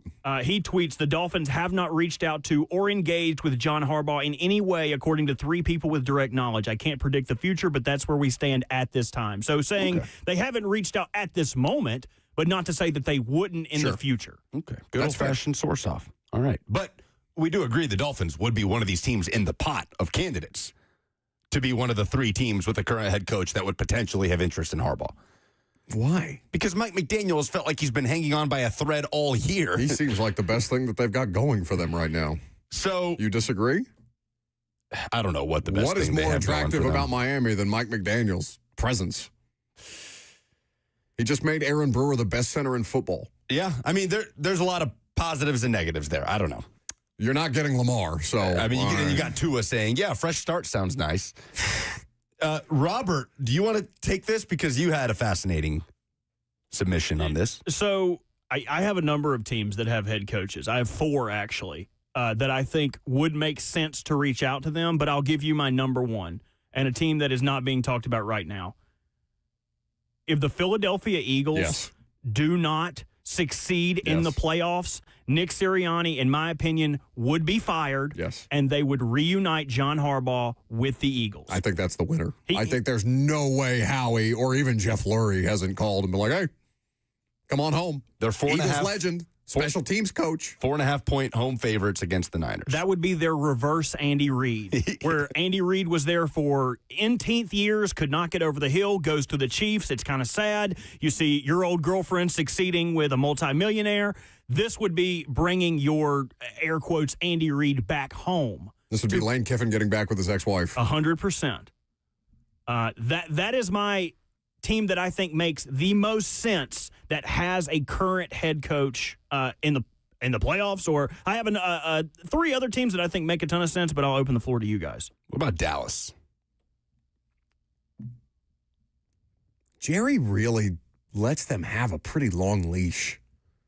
Yep, and he's never been one, at least not recently. I don't want to say never been, but Jerry hasn't always made like the splashy. He's really not a knee-jerk guy. No, like Mike McCarthy is the splashiest big-name hire Jerry has made in quite some time. Jason Garrett was in-house. Schottenheimer was in-house. But I don't want to say Jerry. Yeah, sure. But he's at what point does Jerry's behavior, like to say it's Jerry, would indicate that he's going to let Schottenheimer have a go at this thing? That's his guy, right? Isn't that Jerry? Jerry? Yeah, I also think Jerry's the type that if he sees an opportunity on the table, he'll take it. Sure, but what is Jerry more likely to do? To knee-jerk his way in an opportunity, or to double down on his situation, on a decision that he's made? Yeah, probably the latter. I think that Jerry is far more the kind of like, I made this decision, I'm going to see it through because this was my decision and I know I'm right. All right, so Josina says Miami has contacted Harbaugh. There's boots on the ground reporting in Miami that says that is not the case. Mm-hmm. Robert submits Philadelphia, Dallas, or what about Green Bay? I think they're in an eerily similar situation to what Baltimore was in this previous season. I just think they're getting the most out of what they got. Let's say they lose in Chicago in the wild card round. Packer fans will want LaFleur out. They will losing to the Bears for sure. That on the road that heightens the level of. They're favored. The Packers? Yeah, at Soldier Field, they're 1.5-point favorites. That's just got to be the money. Yeah, right. Like, I can't imagine that that's real. Interesting. No Micah Parsons? If you had to pick an extreme situation that would see Matt LaFleur get fired, but again, how does that work with the Packers? Because it's just up to the president of the team, because they don't have an owner? They have a majority owner. So I'm not sure exactly. I understand what you're saying, where like the fans can buy ownership and you can own like 0.001% of the Packers. They do have a majority owner who can make decisions, and I do think they have a council of owners. Doesn't Brian Gutekunst kind of just have autonomy? I think he kind of does. I would assume that he would be the one leading. Well, it's not. Is Gutekunst the president or is GM? What's Murphy? Isn't there a last name's Murphy? I can't think of the guy's name. Is it Mark Murphy, the president of the Packers? Mark Murphy retired this year in July. Just retired. His position was taken over by Ed Policy, which sounds like a terrible insurance thing. Well, Ed Policy, is he related to Carmen Policy of the Niners? You can do some. I'm just saying, like, who are the important factors there in Green Bay to consider? Because I would assume that the team president and the general manager are the one making the decision on that. And then what about Buffalo? Yes, I think Buffalo. He is the son of legendary NFL executive Carmen Policy. Okay. Bills are at the Jags, and they are 1.5-point road favorites too. I think the Bills would be willing to fire him. That offense is not. It's Josh Allen when he wants to turn it on, you know? And 4 out of the 6 favorites in wildcard weekend are the road team. Do you think that they would be more apt to bring Brian Daboll back and try that when it did work with Josh Allen, or to fire their head coach to bring in Harbaugh and roll the dice that they would be able to make that work? Daboll is an OC? Correct. I think that would be my argument if I was McDermott. No, please don't fire me. I'll bring back Daboll. Yeah, please. I like getting paid. Well, actually, I like getting paid for doing no work. So if you want to fire me. And then just Joe Brady. I mean, I don't want that. I haven't guy. seen him as much of a coaching candidate, to be honest. He has had a Bobby Slowick-esque regression. I don't think you will see him viewed very favorably this cycle at all. Interesting. Before we get out of here, one more team that was not mentioned, the Tampa Bay Buccaneers with Todd Bowles, who have not been able to overcome I love when Lucas gets interested and makes that noise. I just think he's hungry. That too. I am hungry. Has not been able to get over the hump in a weak division in which they were, in my opinion, far and away the most talent-stocked team. I wonder if Tampa Bay would want to make a change and bring in a notable coach. God, what a John Harbaugh. twist this would all be, just for a team to fire their coach just to hire Harbaugh, and then there's a new guy in the market. Well, and then whoever fires their coach is then also looking, trying to fill this and that. And well, that's the thing. Like, what is the domino effect of Harbaugh is huge, because I do think that there would be at least one team that's willing to fire their coach to go after him. But you got to know that you're getting him. You got to know definitively if you fire McDermott or LaFleur or any of that, you got to know that is done and dusted. Because you still have to go through the Rooney Rule and the whole thing. Like, you still got to do the whole dog and pony show, and are you really willing to risk it? It's interesting. 615-737-1045 is how you chime in. Ben Jones will join us in studio coming up next.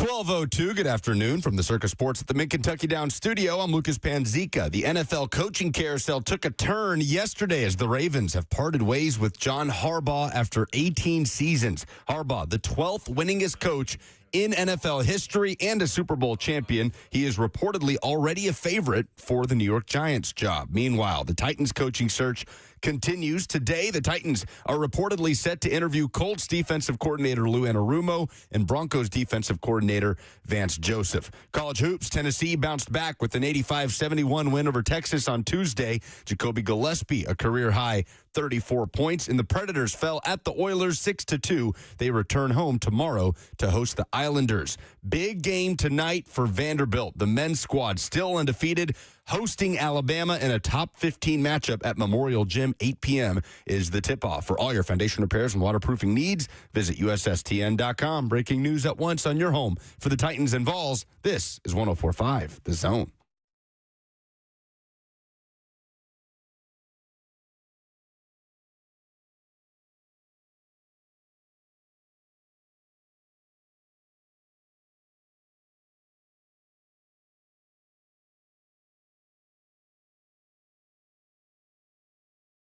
We are so happy anytime we can get Ben Jones back in studio, and it's been some time. The man deserved a bit of a break from us and from the football that we were making him talk about on a week-in, week-out basis. He's back from the beach, from the lake, from all of the holiday festivities. You look refreshed, Benjamin. Yeah, I did my southeastern tour. I did the lake to see wife's family, then beach, then back on the farm to see my family. So we did the whole South, and glad to be back and sleeping in my bed. Well, we're certainly glad to have you back selfishly around here, though many things have changed. Wow. Wow. Last time you were in the studio, I mean, players, are obviously aware of the coaching cycle and Black Monday and all these different things that happen at the end of the regular season. I don't want to say that this feels crazier than the last, because they all do have their own tinge of, the Titans fired Mike Vrabel. What are they doing? Ben Johnson's going back to Detroit. He's not going to be a head coach this year. What does that mean for all the teams that are hiring? Like, there's always some layer to this. But that John Harbaugh waiting until late Tuesday to get fired, that's as interesting a wrinkle as I can think of in a coaching cycle as we've had in quite some time. Yeah, it's interesting. You sitting there, that means they had a plan. He didn't agree with it, or something happened, because usually it happens after the game, unless they needed some time to think about it, because it was the Sunday night game. They wanted him to talk to the players, but now he didn't have a chance to tell the guys bye. Like, it seems... It's weird. It's weird. Like, it's not... It wasn't... They didn't have this plan. Something happened in there when he sat down with the ownership, GM, something happened there. Like, they weren't on the same path right there, and that's when you make a decision. Same thing happened here. Like, Vrabel thought he was good, sat down with ownership. They didn't see it eye to eye. They depart ways. So it was a crack in the foundation. And at that point, you got to make a decision. And he's been there for a while, and maybe he wanted a new start. You never know. Sure. It could have been him. Definitively, at least by the owner's statement, he was fired.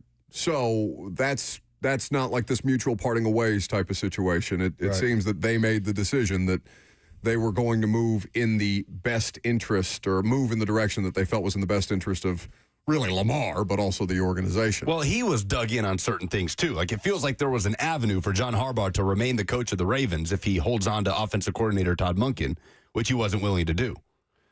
The opposite. If he get rid of him? Yes. If he moves on from Todd Monkin, which he was not willing to do. There is a world where John Harbaugh is... Hell, if Tyler Lute makes that field goal, John Harbaugh's still the head coach of the Ravens. 100%. It's a few feet. How much does the fresh start thing actually help an organization? Because you went through a few in your career. Yeah, I feel like I did it every 2 years for a while until we got Vrabel. If you have an older team, it kind of gets rid of the old players and kind of brings it's like a new cleaning of the slate, I feel like. You get your young players in, you're trying to build a different brand, different mojo, like who is on board with this new plan. Like, sometimes it's hard to bring a old veteran who's been sitting there for 12 to 15 years and like, I'm not buying into this. I have my routine. I want to do it this way. I want to not practice on Wednesday. I want to practice on Thursday. And you have to rebuild that with a new coach, which is kind of hard. So you got to have a coach that has an open mindset. Hey, is he willing to work with old, new? Is he setting in stone? Has he got a new age mindset? Like, it comes a lot with it. So it's a lot of, are you hiring a coach who does it a certain way? Like, it comes, you got to know what you want. So I'm sitting there looking at the Ravens. I'm like, they must have somebody in mind. Like, why get rid of somebody who's won? Yeah. Like, it, from sitting back as an outsider, I'm like, oh, they have a guy and they don't want to miss out on him on this coaching cycle. But it could be something totally different. You don't know. Yeah, and that's just the variable that ownership presents in these kind of situations. That was like Georgia and Coach Rick and Kirby. Kirby came available. They're like, we don't care, Rick, you've won 10 games every year and lose in the SEC championship. That's our guy. You can go. Yeah. Like, it was a time like we were just waiting until Kirby was ready. And whenever somebody else is like, oh, we're going to sign him. Oh, no, you're not. We're going to get him. Sure, but the Kirby Smart of the cycle is John Harbaugh. Like, that's the thing. That's what's crazy. He's going to be the hottest name on the market, and he just got fired.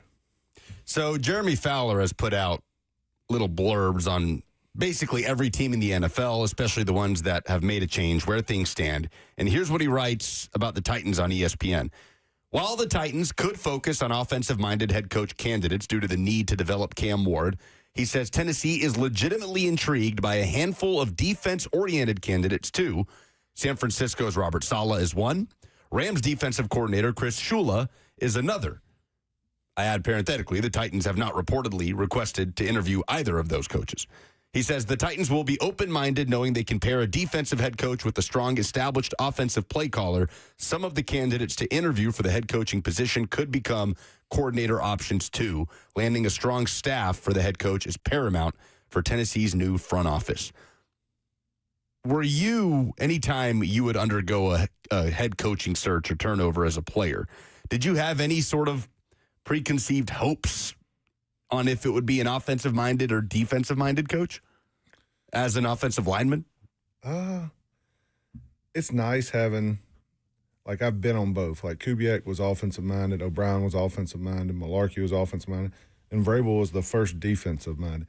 So it was totally different how they saw things and how they communicated with you. Like, you sitting in there and O'Brien and Kubiak, they run the meetings.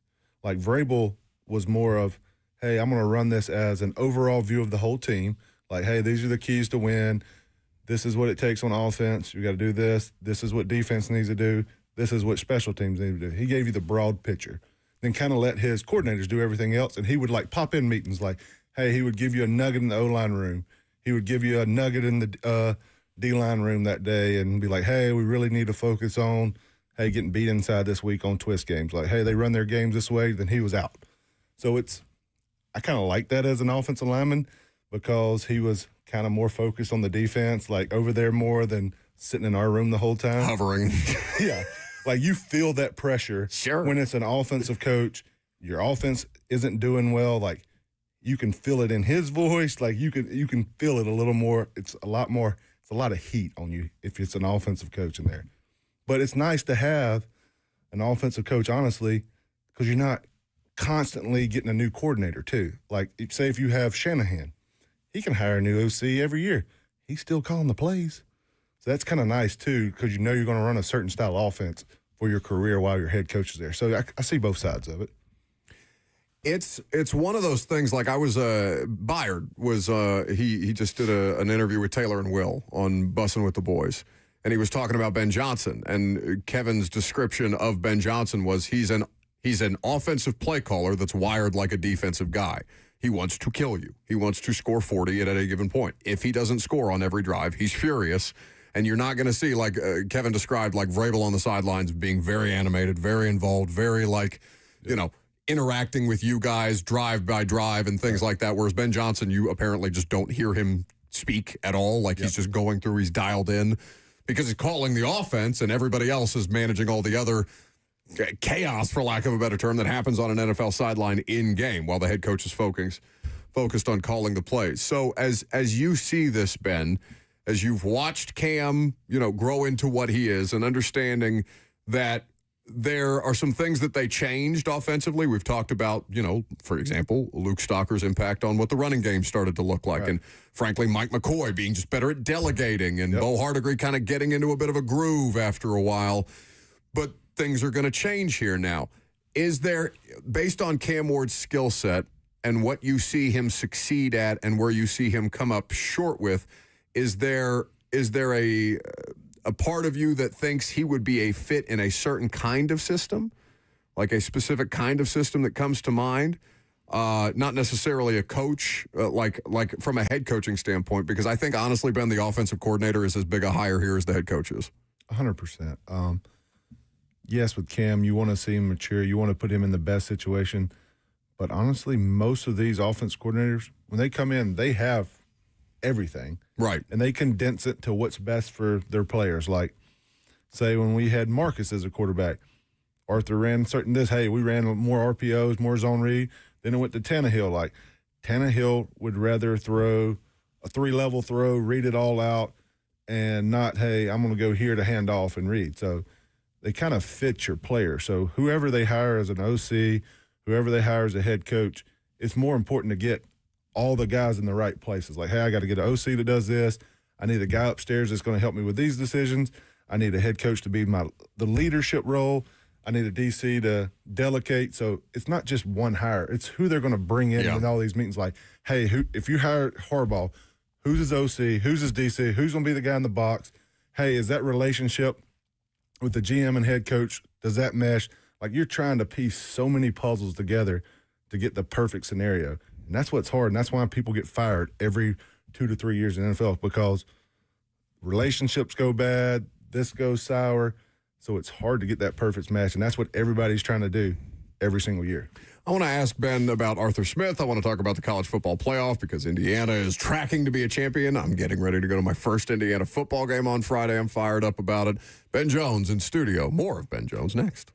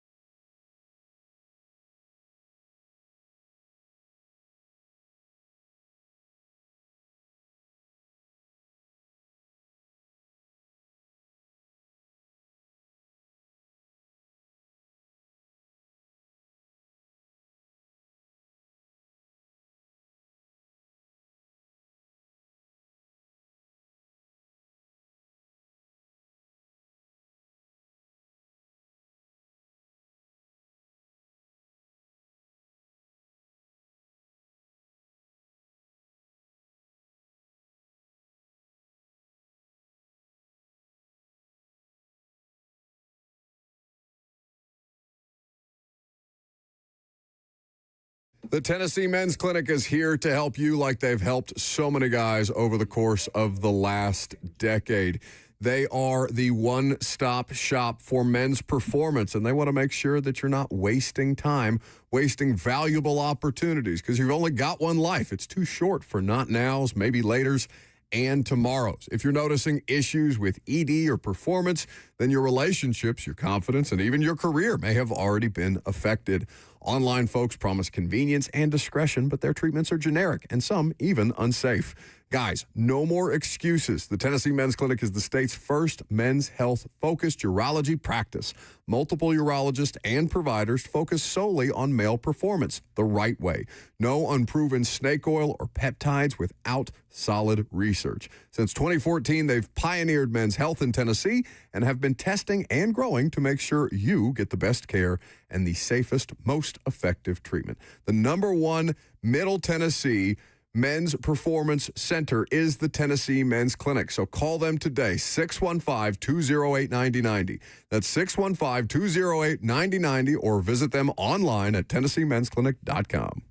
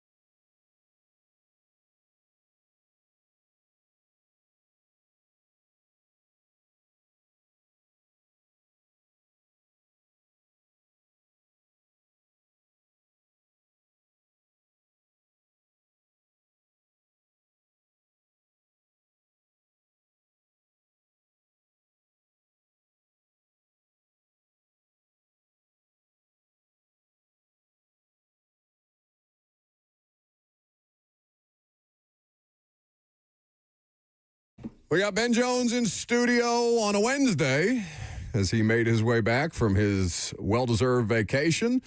We've got college football playoff games to talk about here shortly, Lucas. But first, I want to ask you what? Well, you're not going to ask him what he was laughing about? I don't care. You don't know why I played this song? Should I? Because it's Ben. Ben. It's Ben. It's Ben. He liked it.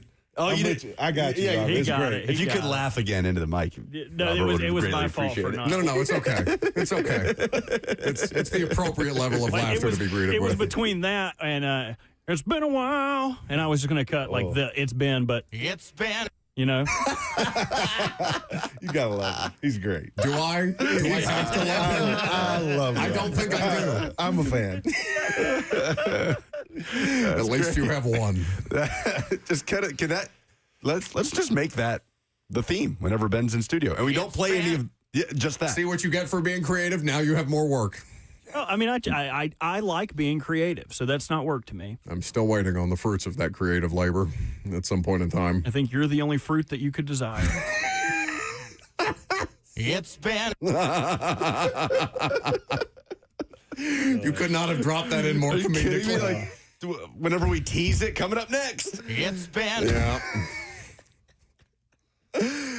Is Arthur Smith going to be a head coach, do you think, Ben? Ooh, I think he's going to definitely get some interviews and through the process because they keep winning and they have no talent. Like, you have two running backs. DK is he back playing now? Is his suspension is done. So I guess contextualize that a little bit for the audience who may look at Pittsburgh and be like, what do you mean? They have Aaron Rodgers. Yeah, so he is doing a lot on that offense for what he is giving. Like, you have 5 tight ends I feel like he has to play with, extra linemen, because Big O, who was a Georgia guy, he's an offensive lineman. Yeah. He's Dennis Kelly. You can throw him the ball if you want to catch it, but he is an offensive lineman. Then you have Jonnu. Well, now he's out. He's got a broken forearm. Yeah. So, you lose your extra lineman, so now you got to use 74. So how many different ways can you get guys open? Because you really only have one true receiver, I feel like, is DK. Calvin Austin, he can do your gadget, your deep balls. But other than that, like, he is mixing and matching formations, trying to find hey, where is the mismatch? Like, hey, are you going to go big people? We're going to throw it out of 13 personnel. Oh, we're in 22 personnel, and you want to go small people? All right, we're going to pound the ball. So he's having to play that cat and mouse game with all these D coordinators, and he's done a good job at it. And, yes, I love Arthur to death.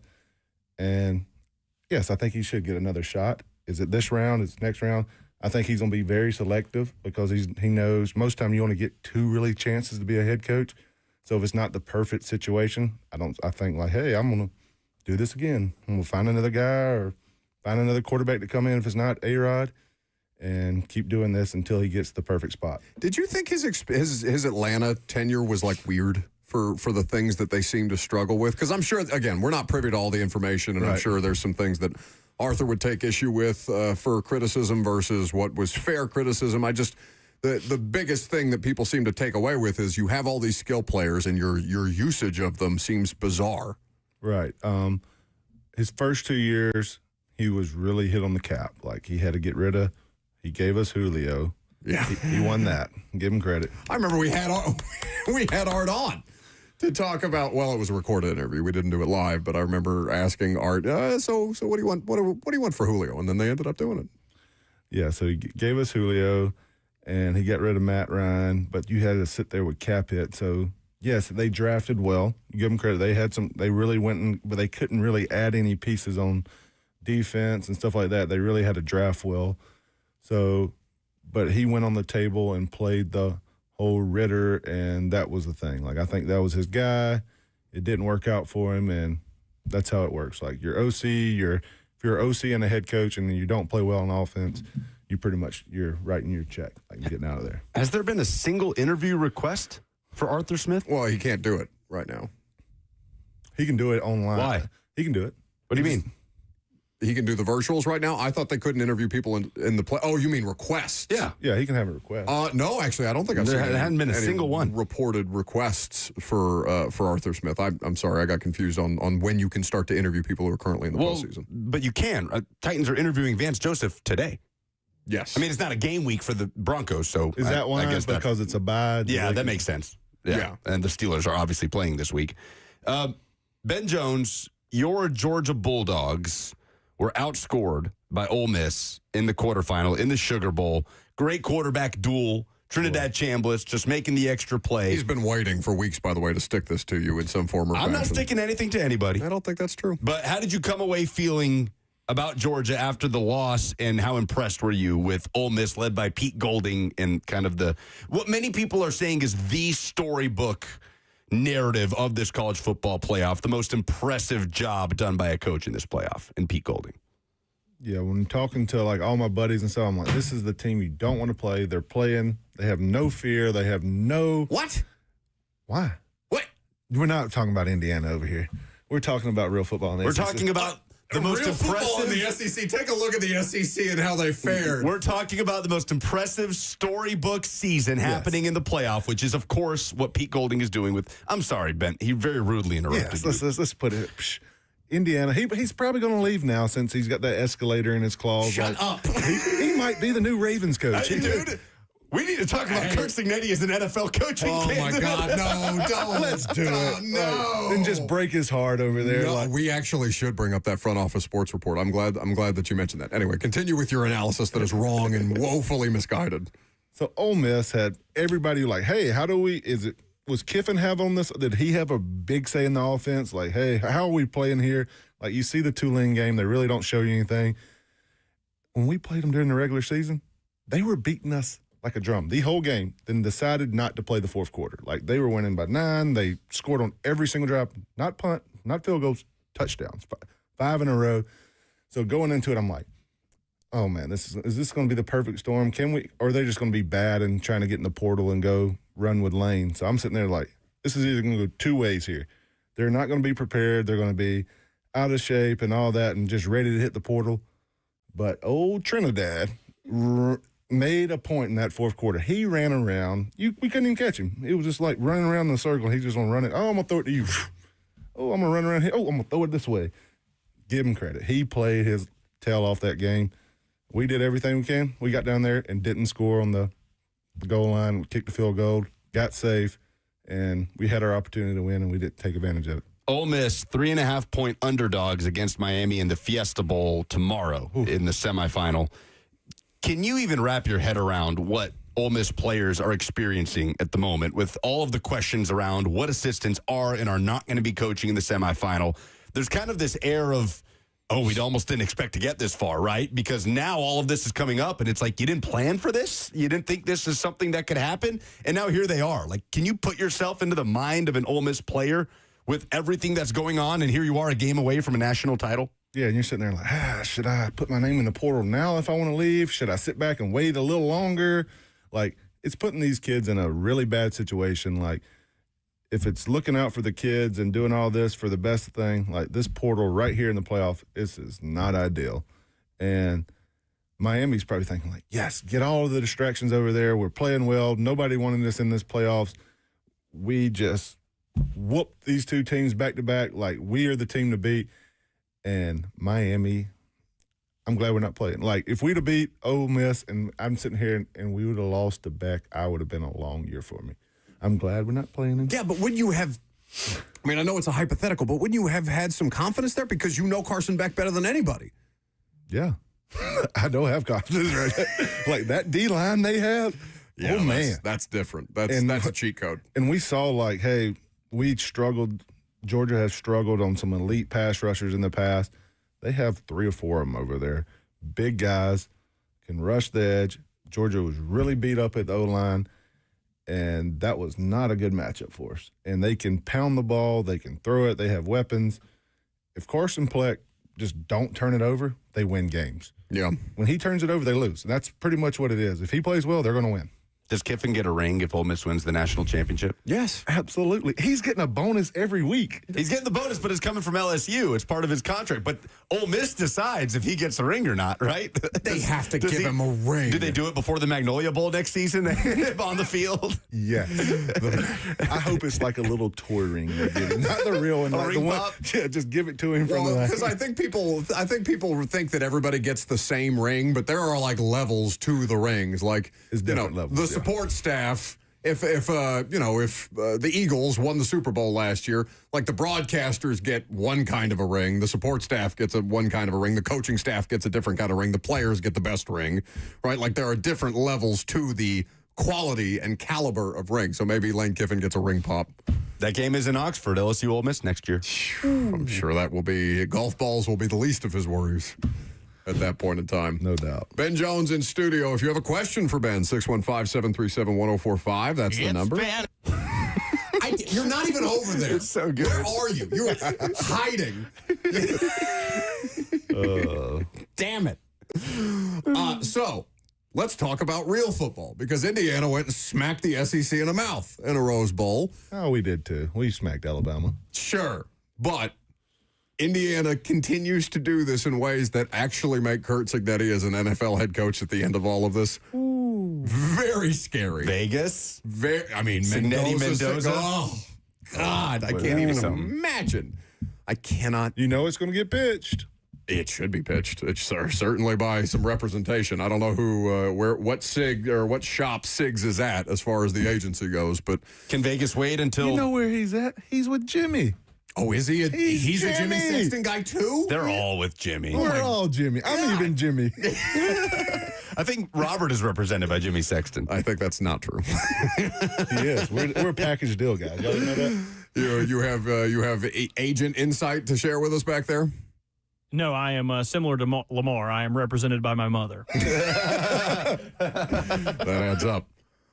The way that Indiana beat Alabama, it is one thing to say that matchup was not. I mean, that is Michael Irvin, Miami belt to ass. Yeah, it was bad. Like that was a beatdown. And listen, I hate it for Ty Simpson that he gets a cracked rib in the middle of that, and he's not able to get enough velocity because he not only did he get cracked on that play, I'm pretty sure he got his hand stepped on. I didn't know what he was going to come out with the injury after. I'm like, it could be neck, back, ribs, everything. I'm like, golly. Yeah, somebody who has experienced every injury under the sun, I'm sure you can relate. He can point to something. But the way that Indiana won that game makes me think that they're capable of playing with anybody. Now, I do think Miami is a particularly bad matchup for any of these teams should Miami advance. I also think Oregon's defense played inspired football. They did. After allowing JMU to at least put up yardage on them in and points. And points like at the end. Defensively, Oregon was objectively bad in the second half. The game wasn't in question, but Dan Lanning was pissed after that game, and it only ended up benefiting them as this trend of teams that have a first-round bye continues, where they lose, other than Indiana.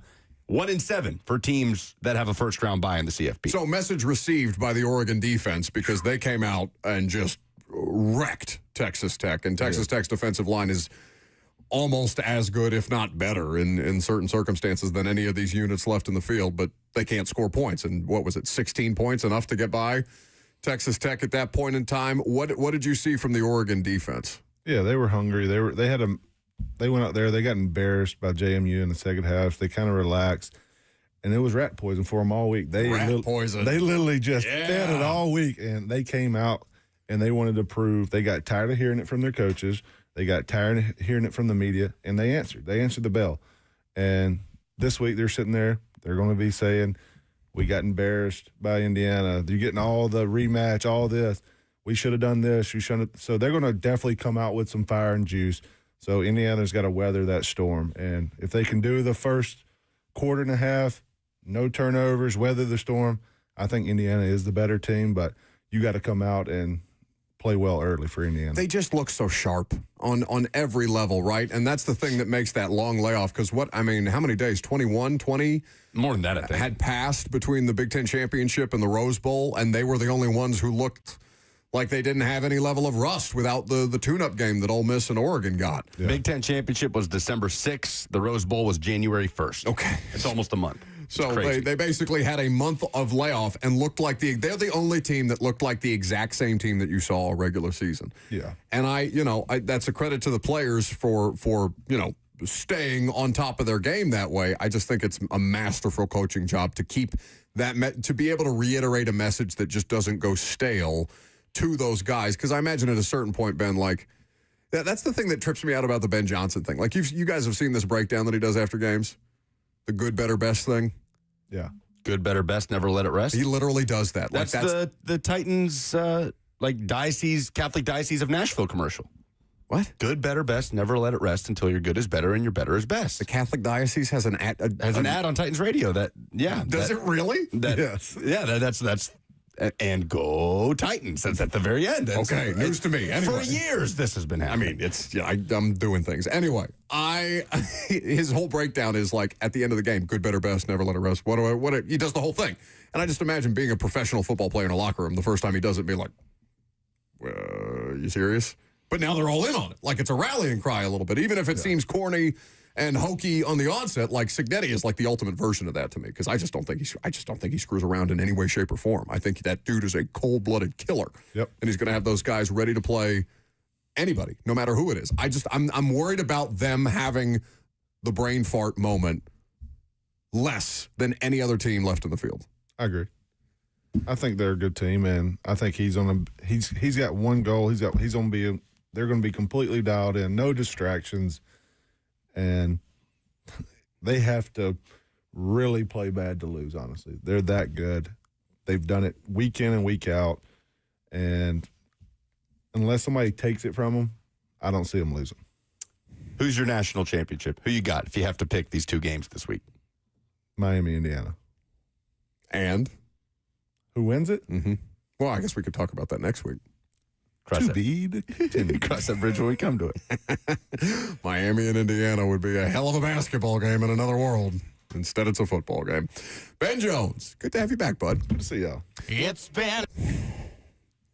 How are you so quick with So that? good. And nothing else that I want on a day in, day out basis. You got to treat him. You got to rub his back, give him a hug. Like, you got to be nice to him, Buck. Come Have I on. ever given you a hug? There's no way. I tried to drunkenly hug you one night when I was like, hey, buddy. And then I put a cigarette out on you, and I think I put an end to that. I need an Uber. Now, and two, I need a hug. Robert, that's not consent, and you know that. That hug doesn't count if you do get it in that moment. It does count. No means no. There's jokes that I have to make, but we will let Ben Jones escape from this place before I start to make them. I'm Buck Reising. It's 104.5 The Zone. It's been.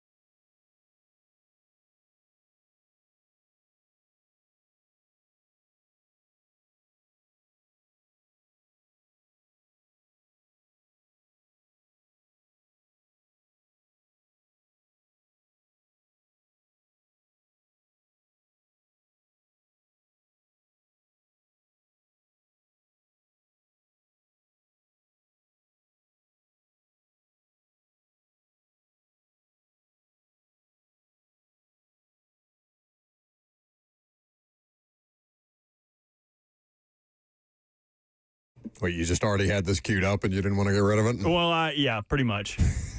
While we were still hitting on it. Welcome back to the show. Maybe I can time this up. Hold on. Nope. No. Didn't work. Good effort. Yeah, A for effort, if nothing else.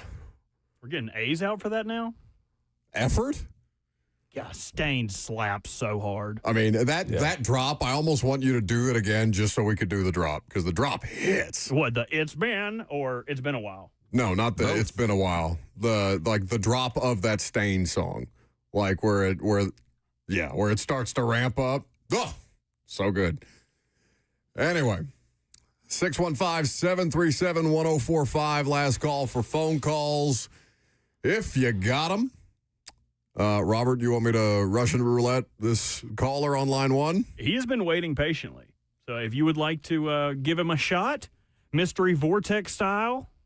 All right. Well, mystery vortex our way through the calls since Robert has ceased to put the names of the callers up on the call screen for me. Well, you know. What? You were so worried about It's Been to screen calls? Yes. What happened? Well, okay. What happens What happened, little guy? What's going on back there?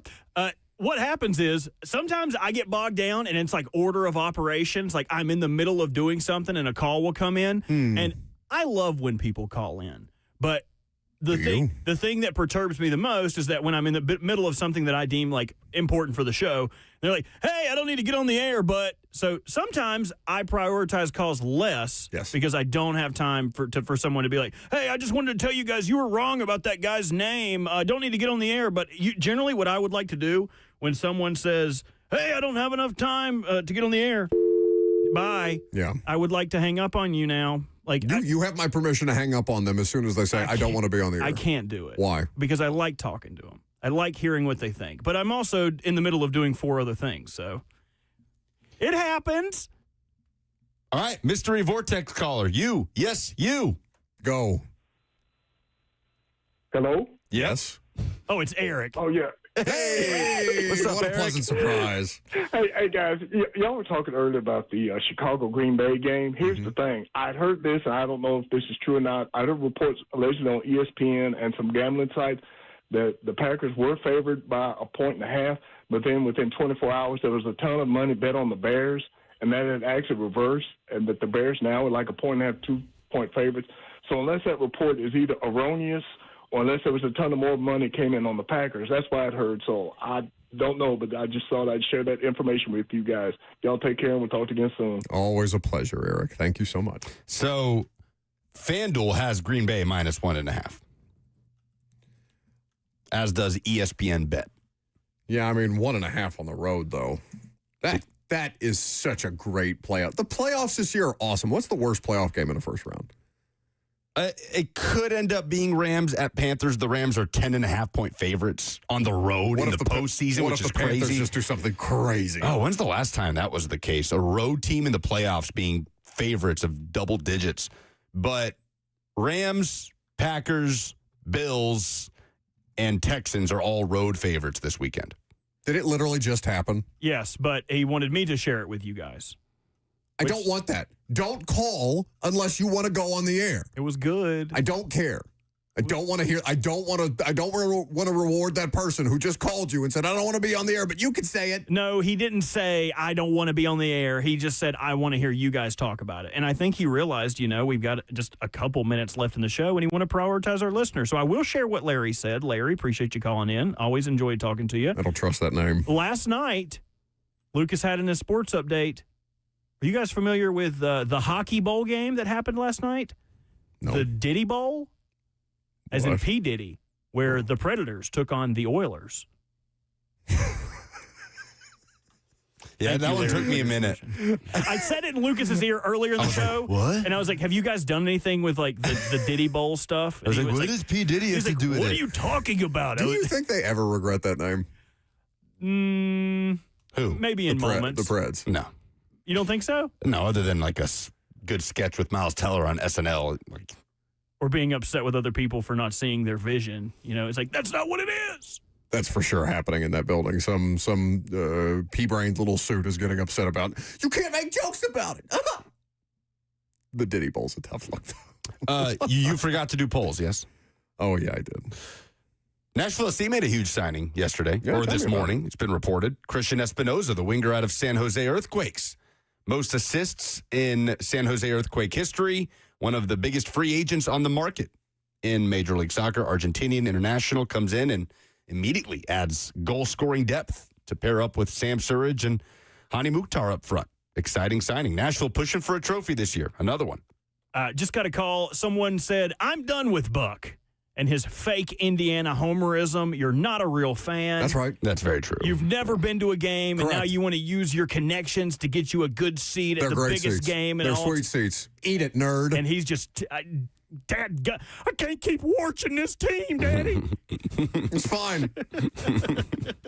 It's fine. I'm going to bandwagon my way to the top. You're not going to find a bigger Indiana fan at Mercedes-Benz Stadium than me on Friday night. I cannot wait. You losers. For Buck to be. Would they storm the court or storm the field in playoff games? Like, would Buck? Nah. Would there be a reason Buck would be on the field smoking a cigar? You think there's any shot I'm climbing down out of a suite to Oh, you're storm in the a field? suite? Yeah, I'm in a suite. Oh, my God. I'm 50-yard line, I baby. can't stand you, dude. Good. Will you be a Ravens fan so you can get me good tickets to things? Like, I do root for Derek. I'm probably closer you to tweeted that he's not going to be a Raven next year. I don't think he's going to be a Raven next year. Well, he's under contract. Well, so. we can talk about that tomorrow. Because I'm sure he's not happy with Todd France about that deal now. Well, he's going to be happy whenever we bring somebody in. Save it for tomorrow. Okay. I didn't do polls, but if we did do polls, the polls would have been presented by Ben Jones.